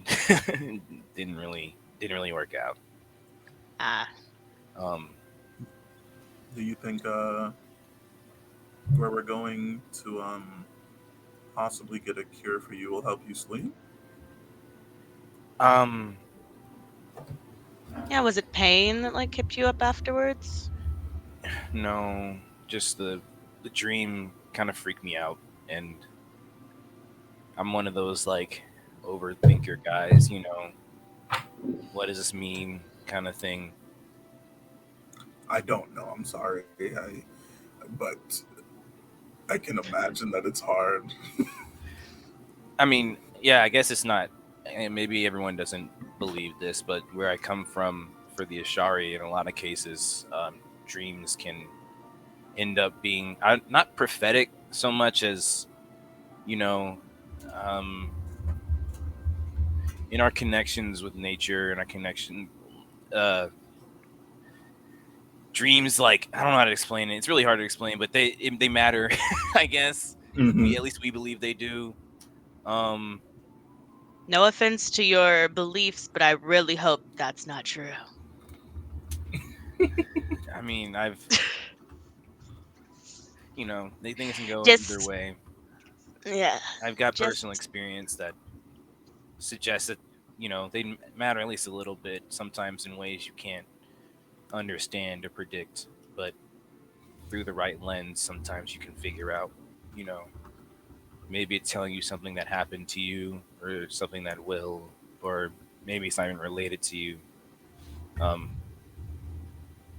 Almost like our minds kind of tap into something else out there when we're asleep.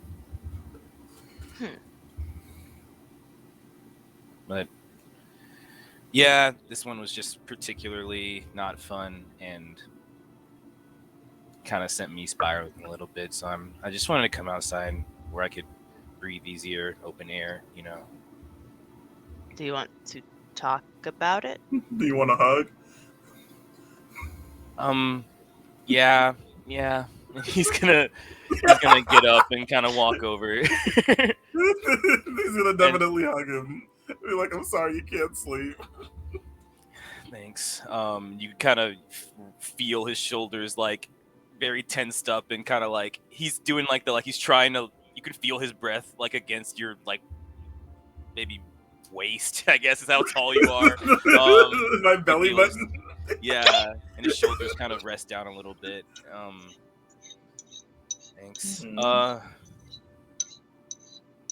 I mean, I just woke up in this other place and I couldn't breathe.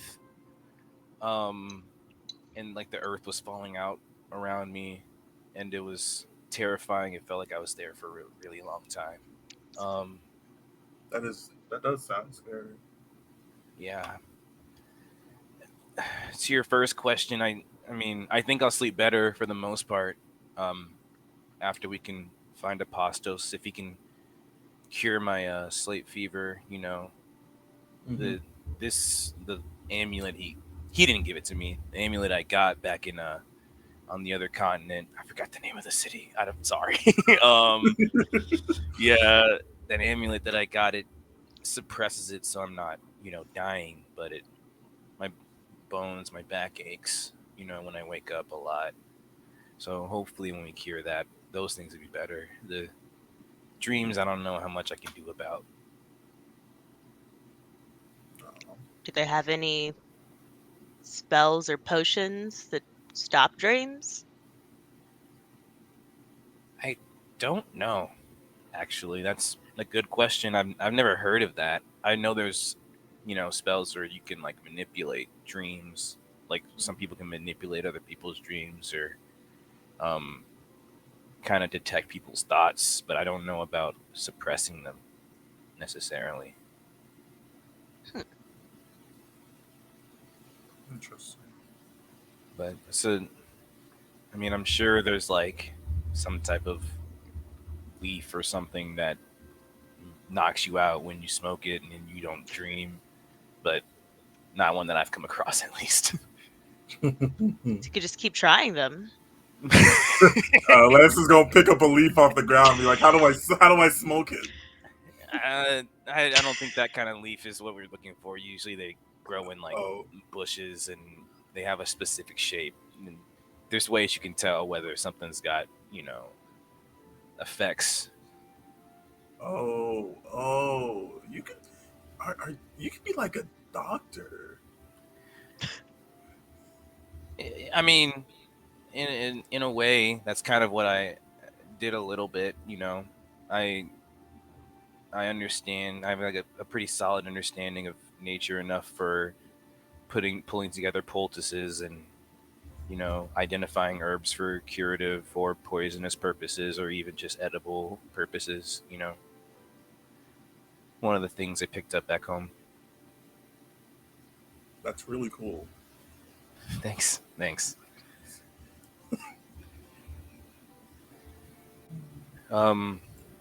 Yeah. How are you guys? Pretty good. Probably gonna start stretching, maybe doing a couple of training if you want to join me. Yeah. I sometimes I hear you guys training in the morning when I wake up, and I don't know if I want that. You have to spar. I don't know if you see Oh, me. I don't have to spar? Oh, I don't have to spar? Is that what you said? Yeah. You never gave me that option. Why wouldn't you spar? because you win all the time. I can't be. That's why you need to continue. Oh, okay. So that you can win. That's a really good point. She kind of got you there. Yeah. As Lance and Calesta go off to do their morning trainings, eventually Liz wakes up and Sirius sleeps as long as Sirius sleeps until y'all awaken him. Sirius will Yup. sleep until we Would wake sleep him the up. day away if he could. When Lance and Calesta go off the train, Wellen, I don't know if Liz would wake up before then, but if she's not, he's gonna go sit like up by the stream and like kind of just dangle his legs over and look down at the water. Yeah, so Liz, you kind of wake up a bit later, just seeing Wellen sitting at the edge, sort of looking out over the stream while kind of hear the sounds of Calesta and Lance training off a bit away from camp. Good morning. I could look over. Hey, good morning. I don't know if you see Lance. Oh, looks wait, really was it to sad. us or to? Wait, was it to me or to them? I mean, I imagine it's just kind of like a general, like, she wakes up and it's like, good morning, Mhm. all of y'all. Open the tents and just like, hello world. Good morning. Morning. How was your was this a sleep or was this a trance? This was asleep. Did you forget? You asked me that last night. No, I mean, yeah, the first part, I didn't know if you like were gonna do the trance after, you know, because it's faster and it's less time. I didn't know. But yeah, I guess I could try that. maybe it'll get you super sleep. You'll be extra Okay. rested. Yeah. Yeah, wake up faster. Maybe. Not like wake up faster, but like be faster in the morning when I woke up, you know? Right, yeah. Because I guess I'd wake up the same. Yeah. Yeah. You're just You gonna sleep all right? Not necessarily, no, the dreams, they happen every now and then. It's one of those nights. No, it wasn't really that great. I'm sorry. It's okay. Lance gave me a hug and it was nice. And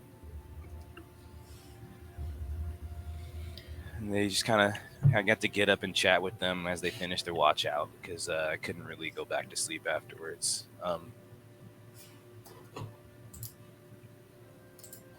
Yeah. Do you know, like, have you ever seen on your travels any places where like the air is just super dry, like where it's like hard to breathe? Liz, make a history check. Oogie. History. It's a 4. It gets hot in Southern Wild Mountain sometimes. Yeah, I mean, well, where I'm from, it gets pretty hot, but it's kind of like right by the ocean, so it's not really like dry so much as just like oppressively humid, you know? Yeah, this place was like, death was the opposite of humid. There's no water. Yeah, I dreamt I was in this really crazy place and I couldn't really breathe and there was an earthquake all around me. You know, par for the course for a Wellen nightmare. Yeah. Yeah. But I don't know. We got another day. I'll just kind of take it easy, I guess. And he'll kind of just like, he's like nodding. He's like slowly, and he'll kind of just lean on her shoulder as they sit by the by the water. Liz does the like, and then just like hugs him real good. He first it's like you get his arms in it and he like wriggles his arms out to like hug back. Thanks. I'm We'll be all right. Yeah, I really hope so. I'm kind of nervous about running into those Earth Ashari again. But for some reason my dream makes me feel like it has something to do with them, or I don't know, maybe not.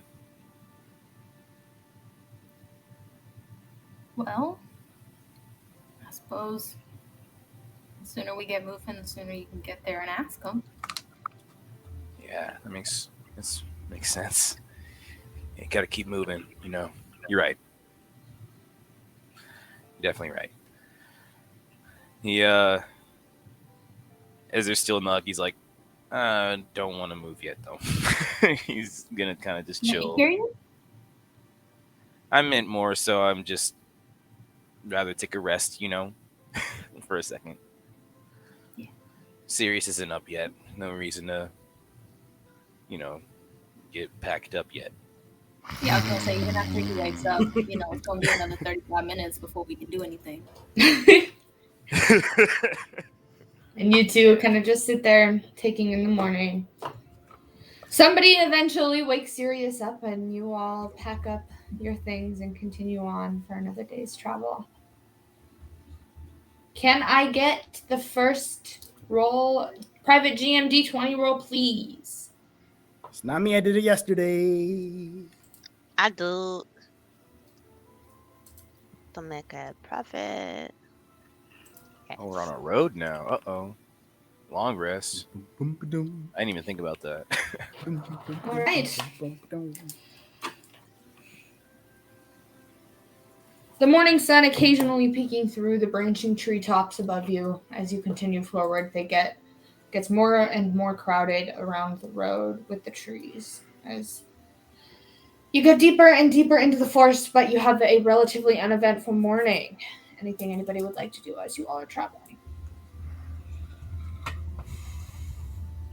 Otherwise, can I get my next D20 roll? I'm gonna do it. It's Private just a D20, GM, just please. straight D20. Straight Make it D20 private. GM.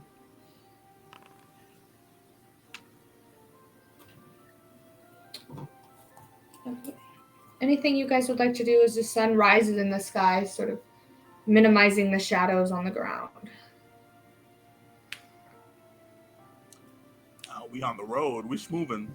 Yeah, it's just a walking time. Is there anything cool we see on the road? You pass a couple of carts here and there, but it's kind of hard to see sort of through the trees in and of itself. But it's pretty gorgeous generally around here. I don't know that any of you have actually ever been this far north. It seems like the trees up here turn into these really beautiful, vibrant colors that don't really reach out to the rest of Tal'Dorei. Mm-hmm. That's cool. I think Lance would probably attempt to like get Fox to come to him and try to play with He's so confused. Fox. Make an animal handling check. All right. Oh, I thought that was a 1, yo. Fox is not interested in any way, shape, or form. Just like fully sleeping in Calesta's hood. You like kind of try to like poke, like do like a thing, like doesn't even wake up. Calesta, you kind of just hear Lance over your shoulder, just kind of going. Yes.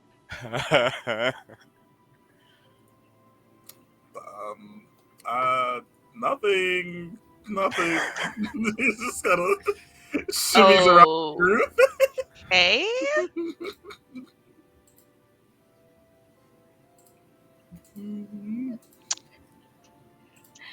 Yeah, what are you guys chatting about as you're sort of on the road? What are the rest of you guys up to? It's too fucking bright. It's too fucking early. I'm gonna collect some mushrooms. I see mushrooms on that log right there. Yeah, make a nature check. Oh yeah, I guess let me check to see if they're good or not. They're Still private GM roll. Yeah, might be. You could probably cook them up with your dinner tonight, and it would be pretty good. Can Lance also follow in his footsteps and pick up some other mushrooms? Like, see him doing that and, like, go down here and pick up these down here? Yeah, make a nature check. Yeah. I have a -1. Hey, but Still a 14. Good. These are probably fine. All right. Let's fry these up. Lance and over fire. Wellen, as Roast you them. guys are searching for your mushrooms, go ahead and make perception checks for me, please. Uh-oh. All right. 1 second.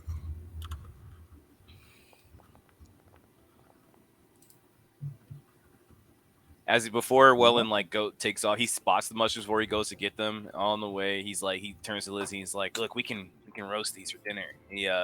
As he goes over there.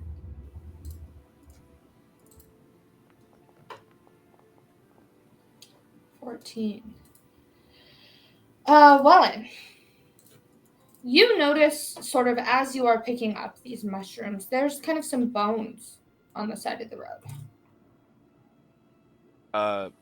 Like humanoid-looking bones. Yeah. Like where? You said on the side of the road. Like where is it? Like in the trees? So kind or of like on... over in the tree line over here. Oh, shit. There's like I kind of just turn as people walk towards me. Like there's a body or something. Is it just like a small amount of bones, like a pile of bones, or like does it look like it was? You're gonna get was like closer to Indiana find out? Jones when the people just turn to skeletons, or huh? You're gonna get closer to find out? I'll wait for everyone else to get to join up with me before I go on my own. I just kind of point out, like, guys, there's bones over here. So the rest of you, as Wellen sort of turns around, kind of saying, "Oh, there's bones over here." You see sort of from behind him A this giant pug. Let's go. It's a bones day. It is a bones day. And as he sort of calls you all over, before you really get a chance to move, you see the face of this woman, incorporeal and light blue, rise up from behind him and go towards him. I would like you all to roll initiative. Do I hear that? No. Now you do. Oh, Yeah, shit. what the fuck? Corpse Bride? Oh no, that's scary. That's crazy. Woohoo! All right, let's get this combat underway. Why are there ghosts haunting a random forest trail?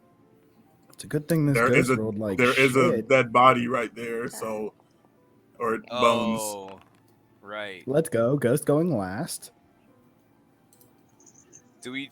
Can I tell? Is this ghost like from the ooh, is it coming to get me? Is can I tell when looking at it? She does seem to be coming to get you. Okay.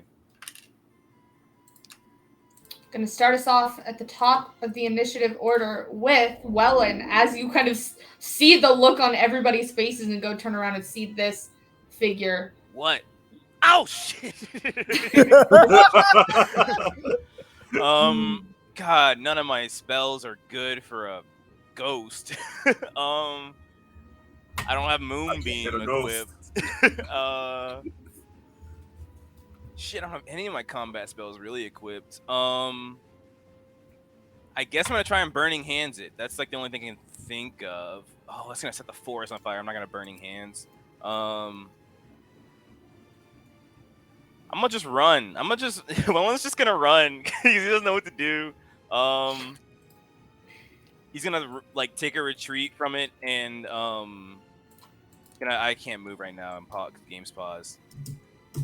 Oops, sorry. Give me just a second. Yep. And I'm gonna take 1, 2, 3 steps back and then boomerang at it. All right. As you do so, it is going to take an attack of opportunity against you. That's me. No, I'm the nat 20. Yeah, I was concerned. I saw the nat 20 I and saw got the 20 and I was scared. like, I oh got no. so scared, dog. Wellen, does a 14 beat your AC? Yes. All right. I You should have wild take... shaped out of there. That's what I should have done. I rolled all 6s, 27 points of damage as this thing reaches into your chest as you pull away from it. Christ. Oh my god. Oh no! And I throw the boomerang at it. That is crit, so go ahead and roll your crit damage. I would like to say I rolled 4 6s on my 6s. Jesus, That's not damage. great. It's not great. Saying Wellen rolled a 1 for one of his damage dice. Oof. On a thing that's not that strong in the first place. Yeah. Your boomerang partially impacts, but kind of passes through as it returns back to you. Wait, it doesn't return back. It doesn't to you come hit, back does when it? I hit something. Well, it's a ghost. I'll say because you crit, it comes back to you. Thanks. All right. That's Anything else good. from you, Wellen? No, that hurts. Apply damage. Oh no. That's a lot of damage. Jesus. That's a big Can hit. I can bonus? No, I can just cast a spell with a bonus action. Yeah, I can healing word myself, I suppose. Yep. Yeah, I'm gonna do. No, I can't. I don't have healing word prepared. All right. You did? Yikes. I have cure wounds prepared. I don't have healing word prepared. All right. Yeah. So that's my action. All right. So you don't all touch see it this if you ghost can reach out and pull from Wellen as he turns and runs, and he's looking rough. Don't touch it if you can avoid it. Lance, you're up. All right. As Wellen says that Lance is gonna like start running towards it, and as Wellen says it, he's like, "Huh? Wait!" and kind of like, he stops and he's like, "How am I supposed to hit it?" Just use the tip of your sword, man. Just be very careful. The most elaborate Alright. just the tip joke I've ever heard in my entire life. It was not Lance just is a gonna tip run up joke. to it and Well, swing. stressed out, dog. All right, go ahead and make your attack.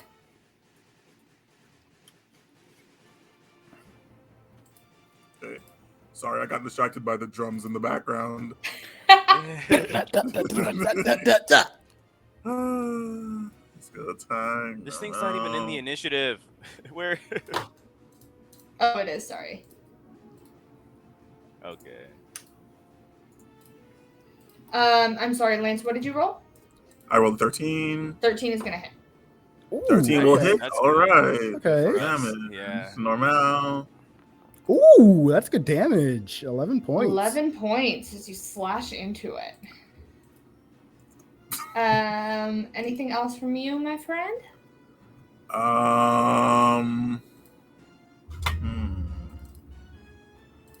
For now, no. All right. That's going to bring us next in the order is Liz. Okay. Oh What yeah, is- the sound. Let's say I heard that Oh, shit through that's- Zoe's speakers. Sorry. No, you're fine. No, you're good. Okay. Liz is gonna kind of just look back at Sirius and be like, "You gonna get him?" Okay. And then Liz is going to run up to the other side. And just look at this ghost and be like, "You're not gonna touch him again." And then I would like to cast Booming Blade. Let's go! Yes. You love a rogue with spells. Yeah, I have a whole 2 of them. I have none. Grateful. Go for it. Yeah, and then I will make my attack. And since I am flanking, do I get the advantage? You sure do. Yay. Does a 24 hit? 24 is going to hit. Let's go. Okie dokie. Damage. Normal. So that's 8 points of damage there. And then all that sneak attack damage. Do I get sneaky boy since I had advantage? You get it because you're at advantage, and Lance was within. You basically 10 just feet. get sneak attack. Like, isn't that the whole? Sneak attack no matter what. It's like Yeah. Sneaky boy. Ooh. That's another 7 points of damage. All right, Good sounds points. good. Anything And else that from you, Liz? Yeah. That damage is magical. Just, Yep. I don't know. The 1d4 of it is magical. Actually, no, the whole thing is magical. You're right. Yeah, it's a like magic Yep, weapon. it's a magical like, dagger. The whole thing is. You're true. And then I will take my bonus action second attack with my other dagger. So she's kind of like, she dug the one in, and then she's going to kind of like reach into her belt and like flip the other one up and just like try and get it like there. All right. So that attack also at advantage. Does a 17 hit? 17's going to hit. And that is just 2 damage. 6 All right. total. 6 total points of damage as Liz digs 2 daggers into this thing for solid hits. Anything else from you? Nope. Great. Calesta, you're up. Wait, actually, oh, that was all my movement. Never mind. Okay. Sorry, no, I'm good. Alrighty, Calesta, go for it. I have to wait for this. Okay, it moved. It was like in my way. I could not see. All right. Oh, we love them. I'm gonna go ahead and take most of my move. Ah, that's the wrong one. It's not letting me move. Okay. Use your arrow It's keys stuck. if it's stuck. It takes so long. Okay. Here we go. I don't know what it was doing. So I'm going to take 35 feet of movement to get over there. I am going to first use my whip as my action. Go for it. Not private GM. Yes, ma'am. All right, that is a 15. 15 is going to hit. All right, so then Take we this do old attack. low AC having ass. 5. 5 points of Oh, damage. why is it auto? Oh, that's the default roll. Okay, I figured it out. I know how to use this. All right, and then I'm going to take my bonus action of unarmed attack. And that is a 21. 21 will hit. Then we'll take damage. 4 It's a points. 4. All right. It's looking pretty hurt. Anything else from you, Calesta? No, I think that'll be all. All right, that's going to bring us over to Sirius. It's your boy. I would like to move next to my good friend Wellen here, and I'll go ahead and cast a second level Cure Wounds. Did you see that? It was like I literally felt like I was gonna die for a second. I put like, my hand on his shoulder and I'm like, it's gonna be fine. We're gonna be fine. All right. And I heal him for 16. oh my Not god, bad. let's go. That's pretty good. Yes. All right. And then I will go ahead Thanks. and expend a pair of sorcery points to use Quicken Spell Lovely. to cast a new spell, Mind Sliver, on the ghost. All right, it's going to take an intelligence saving throw. Hit him with the Genjutsu. It's going to be a dog. 5. Hey, let's go. Hey. So that'll be a d6 of damage. And I rolled a 1. So, All you know, right. it also loses a d4 from the next saving throw it has to make before the end of my next turn. Sounds good. That's going to bring us to the ghost's turn. And we're going to do a little roll of fate here. That shit hurt, dog. I know. Lance, Did Yeah. it crit on me? Or I would no? like for you to make No, it a didn't. charisma saving throw, please. It just Oh, rolled all charisma. six. Hold on. Wait, why are we changing up the stuff? You know, like what's going on? There was no. I never made a saving throw. You did I'm not. still good though. I'm still Lance, good. you feel this ghost turn its attention to Possession. you and begin to take control of your mind. Let's go. So you shake it off to no effect. Oh man. I mean, good. Cinque was like, I want my friends to assault me. And with that, that is going to be the end of its turn. Oh shit.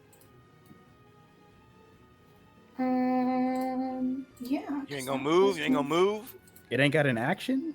That's crazy. That wasn't. That was its action. Oh, that Oh was no, its that was a action. bonus action. Just kidding. So it's Damn. going to turn towards Lance.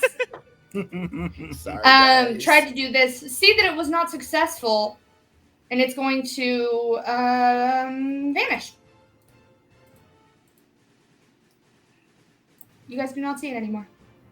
Did it move? Because if it willingly moves, it takes booming blade damage. Yeah, go ahead and roll your booming blade damage. Do I crit on booms? Do you crit on booms? Because she attack crit was on her Like attack. I crit when I did the attack that counted as my booming blade. So I'm just wondering if I get to You roll crit? double damage. Yeah. Wait, Or no, where? never No, you mind. didn't. I'm No, lying. I no. didn't Oh, crit. okay. I crit. sneaky void. Yeah, I don't know just how the to D8. use Go ahead and roll your booming blade damage. booming damage. Normal. Oh. Why does that that say was a- zero? Why That was does it a say zero. How does that happen? What? Just not correct. Go ahead and roll 1d8. It just 1D. says 0. It says 0. I don't know Yeah. what this is. Mhm. What's a D8? This one. Okay. Hey, That's a 7. Yo, Seven. let's go. Nice. So since it just vanished, it doesn't take opportunity attacks. It does not. Okay. But does it have to make a saving throw if it is Yeah. vanished? Can it? Yeah. Does the booming blade damage force it to concentrate or some shit? No. Concentration check. All right. It's going to bring us to the top of the order with Wellen. Is it still here? I don't know what to do. Well, where is it? I don't know. Is there anything I can do to figure out where it is? I have detect magic, but it's not. It's not. How about this? Oh, it's visible. So It's you guys visible? can't see it, or you guys can't affect it, but it has moved over here behind Sirius. What a Oh. bitch. It's Actually, can't affect yeah. it? So I guess if you guys want to attempt to take your opportunity attacks, you can. Wait. Oh, so we. Okay. You Wait, see it what move happened? away from See you, it. so So we do see it move? you do see it move. Say the Okay. vanish is like Apologies. more of an I ethereal misread. thing. I don't know. Mm-hmm. I'll try. Okay. Yeah, Yeah, if go I for can it. see it, I'm swinging. Yup. The 23. Love to see that. Are we still at advantage?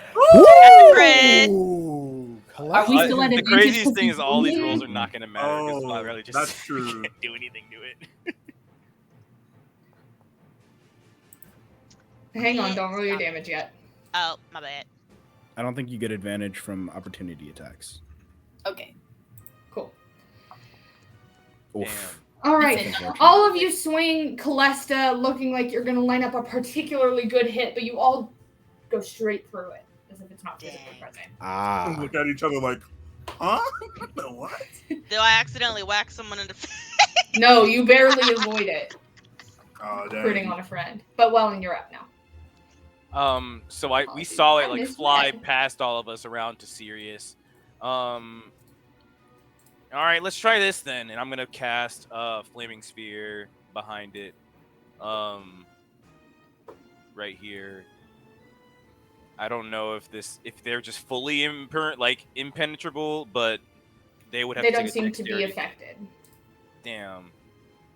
Oh fuck. I don't know what to do. I guess we can't touch it. I don't know. Should we just run?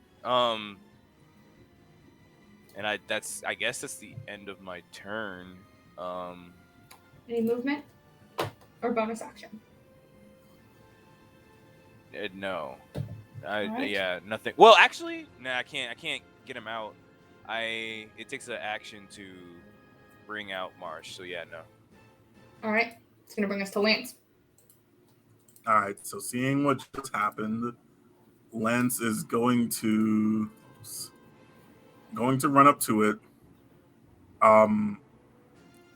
But hold an action until it attempts to attack Sirius. Okay. Or, yeah, I can only do one condition, right? Until it attempts to attack Sirius. Until it attempts to attack Sirius specifically? Or it attempts to attack anyone. Okay. Yeah. All right. Sounds good. Liz.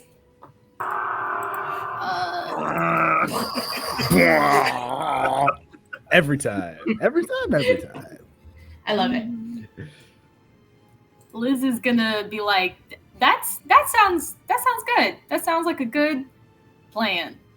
And we'll run up and do the same thing.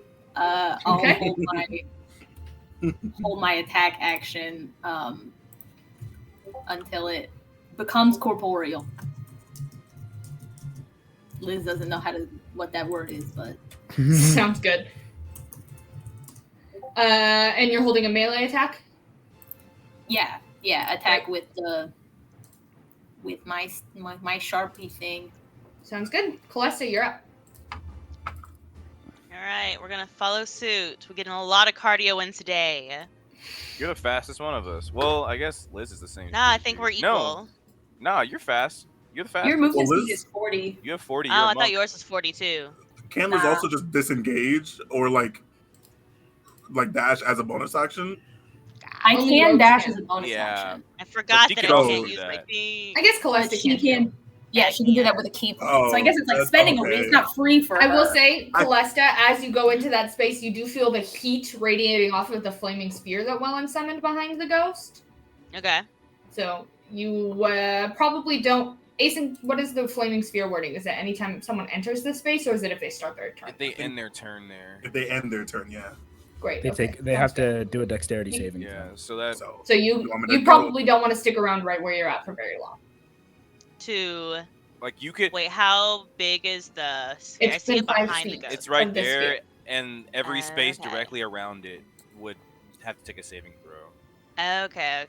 I did not realize that. So then Lance Oh, would also yes. need to eventually take a saving throw. Oh yeah. Yes. Oh yeah. That Okay. hey, yeah, I'm burned. Go ahead and roll I'm on damage fire. for Lance. No. Oof. Take 9 points of fire Wait. damage. Sorry. Lance does, not Calesta. Oh, because he ended there? Yeah, Because because he he ended ended there his and turn Okay. within got a 5 5 feet on of the his. sphere, I see. and then failed So to save. we should switch that because I don't take as much damage from fire, but we could work on that later. I will also hold an action until it becomes corporeal again so that I can actually hit it.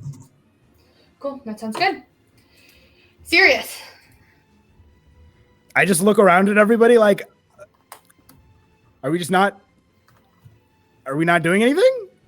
I don't know if we can. The fire isn't even touching it. I'm Well, gonna. I don't think I can touch it like Well, I mean, okay. This is kind of weird.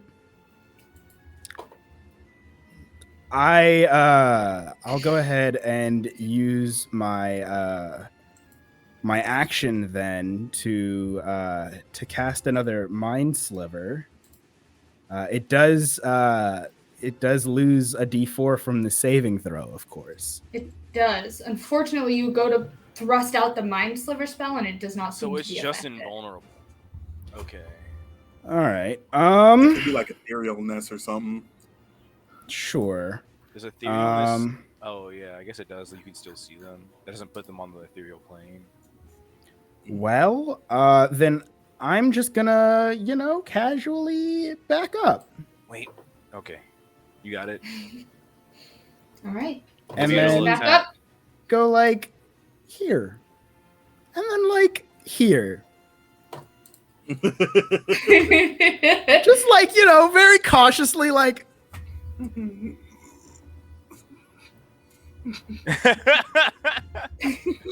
It doesn't try to attack Sirius when he leaves? It does not. It's not physical, so it wouldn't be able to like hit him, right? I think it's gonna need to end its spell to do that. Yeah. This is just me spitballing. I don't know how it works. Anything else from Sirius? What are my spell slots looking like? I think everybody's pretty decent. So yeah, I think that'll be my turn. All right. That is going to be the ghost, who is going to move right up here towards Wellen. She's going to become corporeal. Bastard. What a I hate bitch! that. I hate that. Ah, what a terrible. I'm throwing my sword. And I would like all of you, as she unhinges her jaw and tears at her face, to make wisdom saving throws. Every single one. All right. Whoa. Cool. That's a 19. what did I You roll? got it. Where's my? Oh, okay. Where's mine? Oh, I would like to use my use a feature of mine. Mm-hmm. I am, as the kids say, favored by the gods. Let's go. So I will add 2d4 to my roll. What was that? All right. Let's see how we do. Yeah. Hey. That's gonna What be does this 8, look like? and that'll make it a 16. So probably like from the ring, you see like mist sort of swirl around his hand and then around his face. Oh shit, those were d6. Fuck, those were d6, not d4. Sorry. Do it again. Yep. This is not going to be nearly as good now. Yep. I Damn still it. don't save. God damn it. Then I wasted a resource. Oh well. Well, you didn't. Because, see, the thing about Horrifying Visage is, let me unsecret this text and pop it in the chat. Paragraph, and let's go, please. Where is the body? I don't want it to be secret. There it is. Perfect.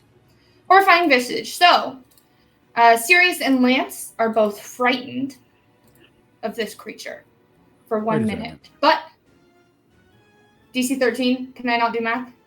No, you're right. Okay. Okay. Sirius and Lance are both frightened for 1 minute. Everybody takes 9 points of psychic damage, but 1d4 that times favored by 10? the god Sirius saved you from aging by 1d4 times 10 years. From Sirius would have been going through it, dog. Jesus Christ. You're really out here. Yeah. All right. So I take But- 9 points of damage. Wait, does that mean I age? Nope. Okay. You didn't say you only failed by 2. You failed by 3. Yeah. Yeah, I failed by Okay. 5 exactly. So Everybody That's else is crazy. immune to this for the next 24 hours. Oh no.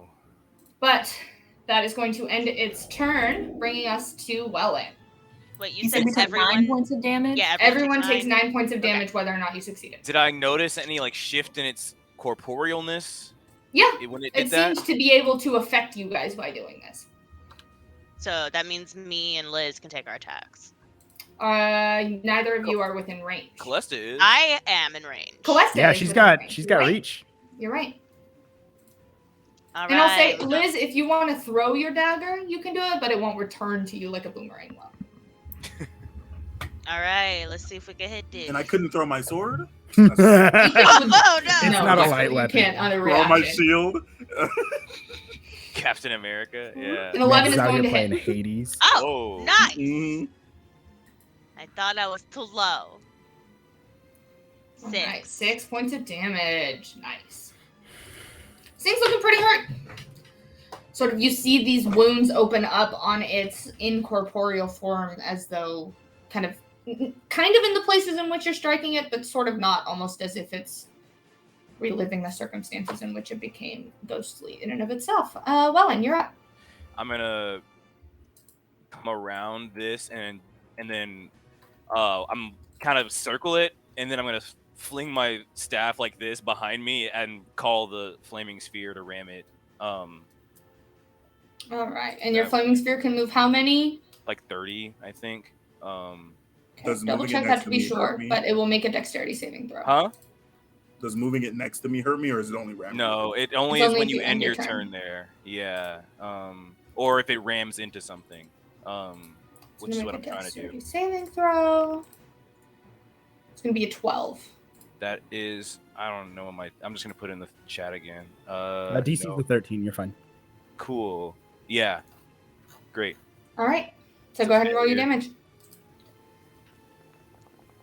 Oh my god. It's looking pretty hurt. Anything else from you, Wellen? That wasn't. Does that count as an action? It's a bonus action. It's a bonus action. That's a bonus action. Yeah. So then I'm going to cast another Cure Wounds on. Well, everyone's a little bit hurt. Lance is looking pretty messy. Oh wait, yeah, I can't Cure Wounds him from afar though. No, you cannot. You can move. I'm not gonna move. Not with this thing. Take 27 points of damage again. Yeah. Dang, there's nothing good for me to do right now. That doesn't count as me casting a spell, right? Nope. That was my bonus action, and I guess my action, I'm gonna bark skin myself just because I'm afraid. Is bark skin concentration? Oh, it is. No, can I not do that then? I would have known. Oh, you have this mulligan. Yeah, that was just not read your spells. I mean, that mechanic is just something that I haven't had to think about in a long time. Mm-hmm. Okay, then no, that's my turn. All right. I can spawn Martian as a action. That'll do some damage to it. I'll do that. All right. Where are you putting him down? To the ghost's left. Right there. Marsh. No, up to my left, because that would put Liz in the range for the blast. All right. Yeah.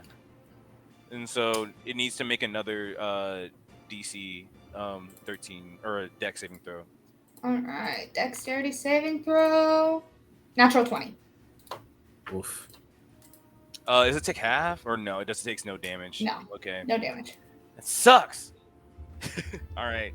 All right, Lance. You are now looking at one of the most terrifying things you have ever seen. Oh yeah. You cannot willingly move closer to it, and you have advantage on any ability checks, or disadvantage on any ability checks or attack rolls while it is in your sight.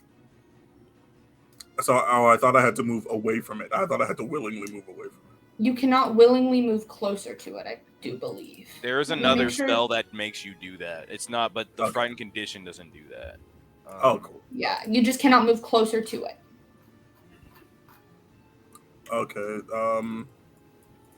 Is it my turn? Yes. It is.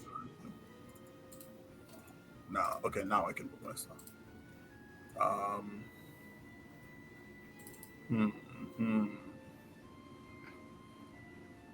Yeah.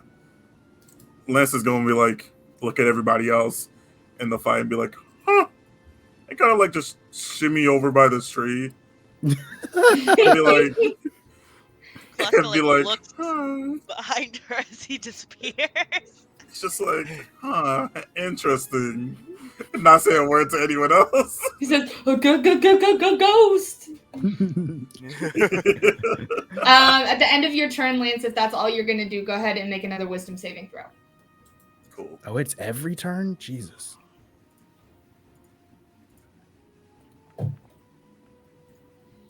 Well, it's every turn to 13. You are no longer frightened at the end of your turn. Okay.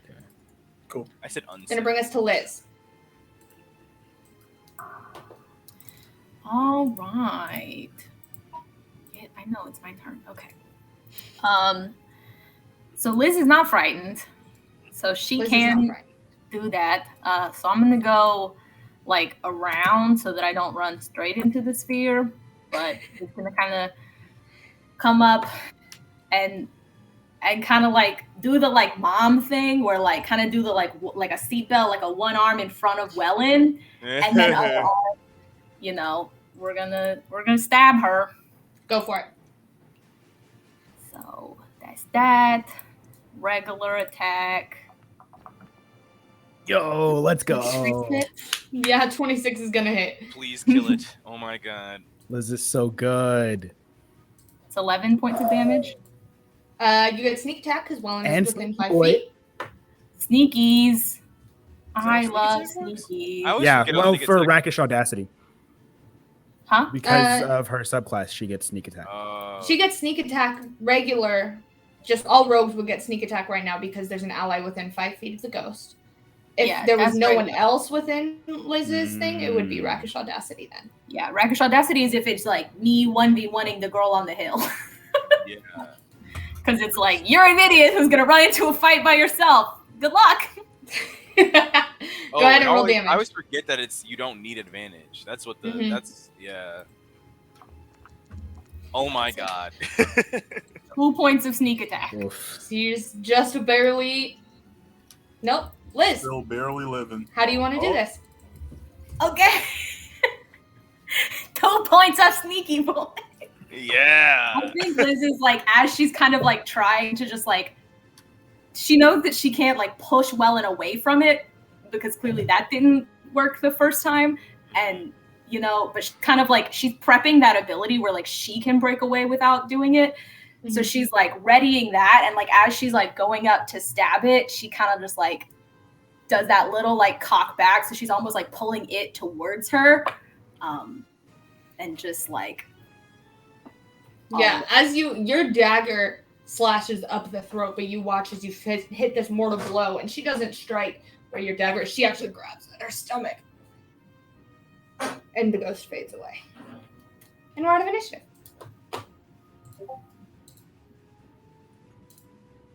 Oof.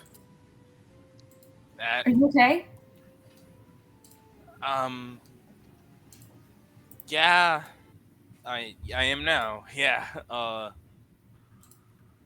really thought I was gonna die for a second there. That was horrifying. I like felt her rip what maybe was my soul, like part of my soul out of my body. I don't know. It sucked.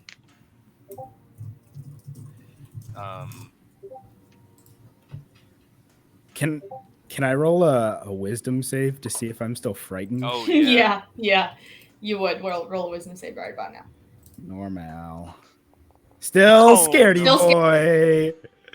I am Seriously, gonna you go. knock I'm gonna go run over to my best friend, and I'm gonna like use him as a tree trunk to stand behind, and then cast a second level Cure Wounds, and just be like, did you? Here.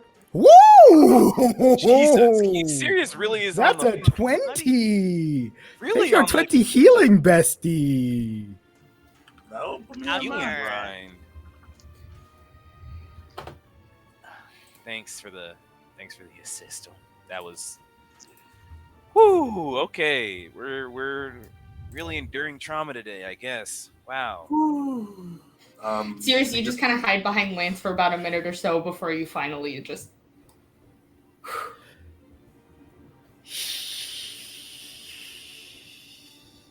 Plus is gonna look around. Did anyone get a memo that the woods were haunted? Anybody who hears Calesta say that can make a history check. I'll make a history check. That's why I got a plus I have 0. pretty decent history.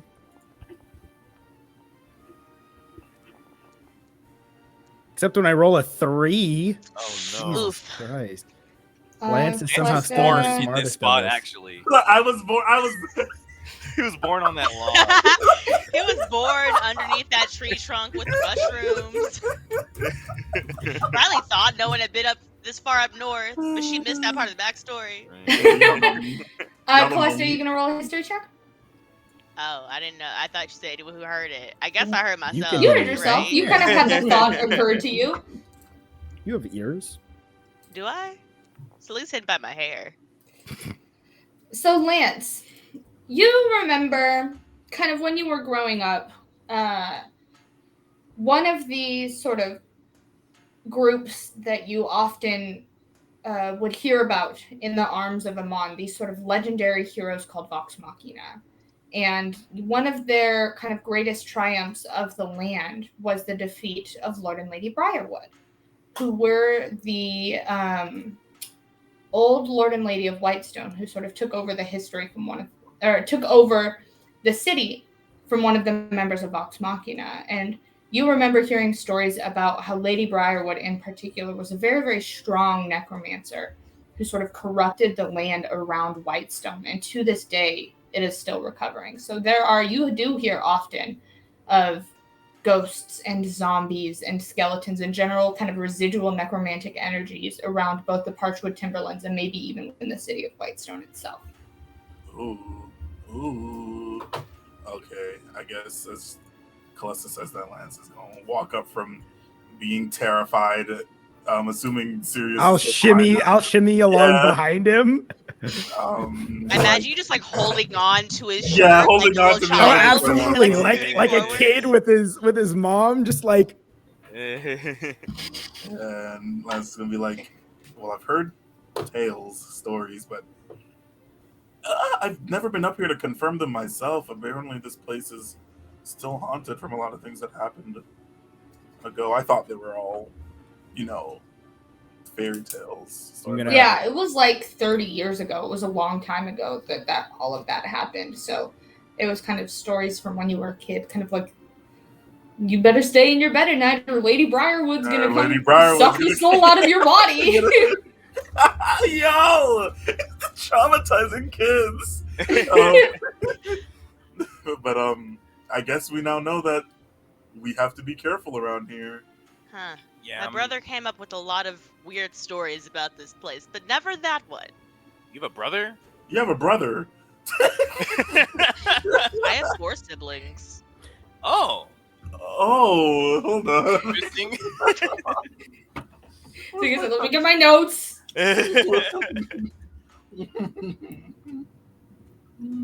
Y'all all got siblings? You don't. Who is you? No, you don't. Who is you? Sirius is an only child. Why do you have to say it with that tone of voice? There's a syndrome that says That means you're the best child. I mean, obviously, I am the only child. That makes me by default the best child. But right. There was a little bit of a tone there that I don't know if I appreciate. I'm an only child. Okay. I didn't mean no tone. Technically, I'm an only child. What does technically? What does that mean? Yeah, I guess. Let's stop for a minute. He's like, "Nah, yeah, you're right. I'm just an only child." And you got just the one sister, right? Yeah, I got an older sister. Mm-hmm.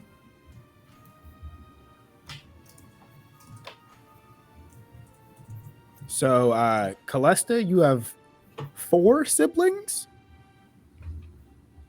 Yep. 2 in front, 2 in the back. This really is the Genesis 5 of Channel Divinity. Are they all? It's an Old Testament joke for you people out there.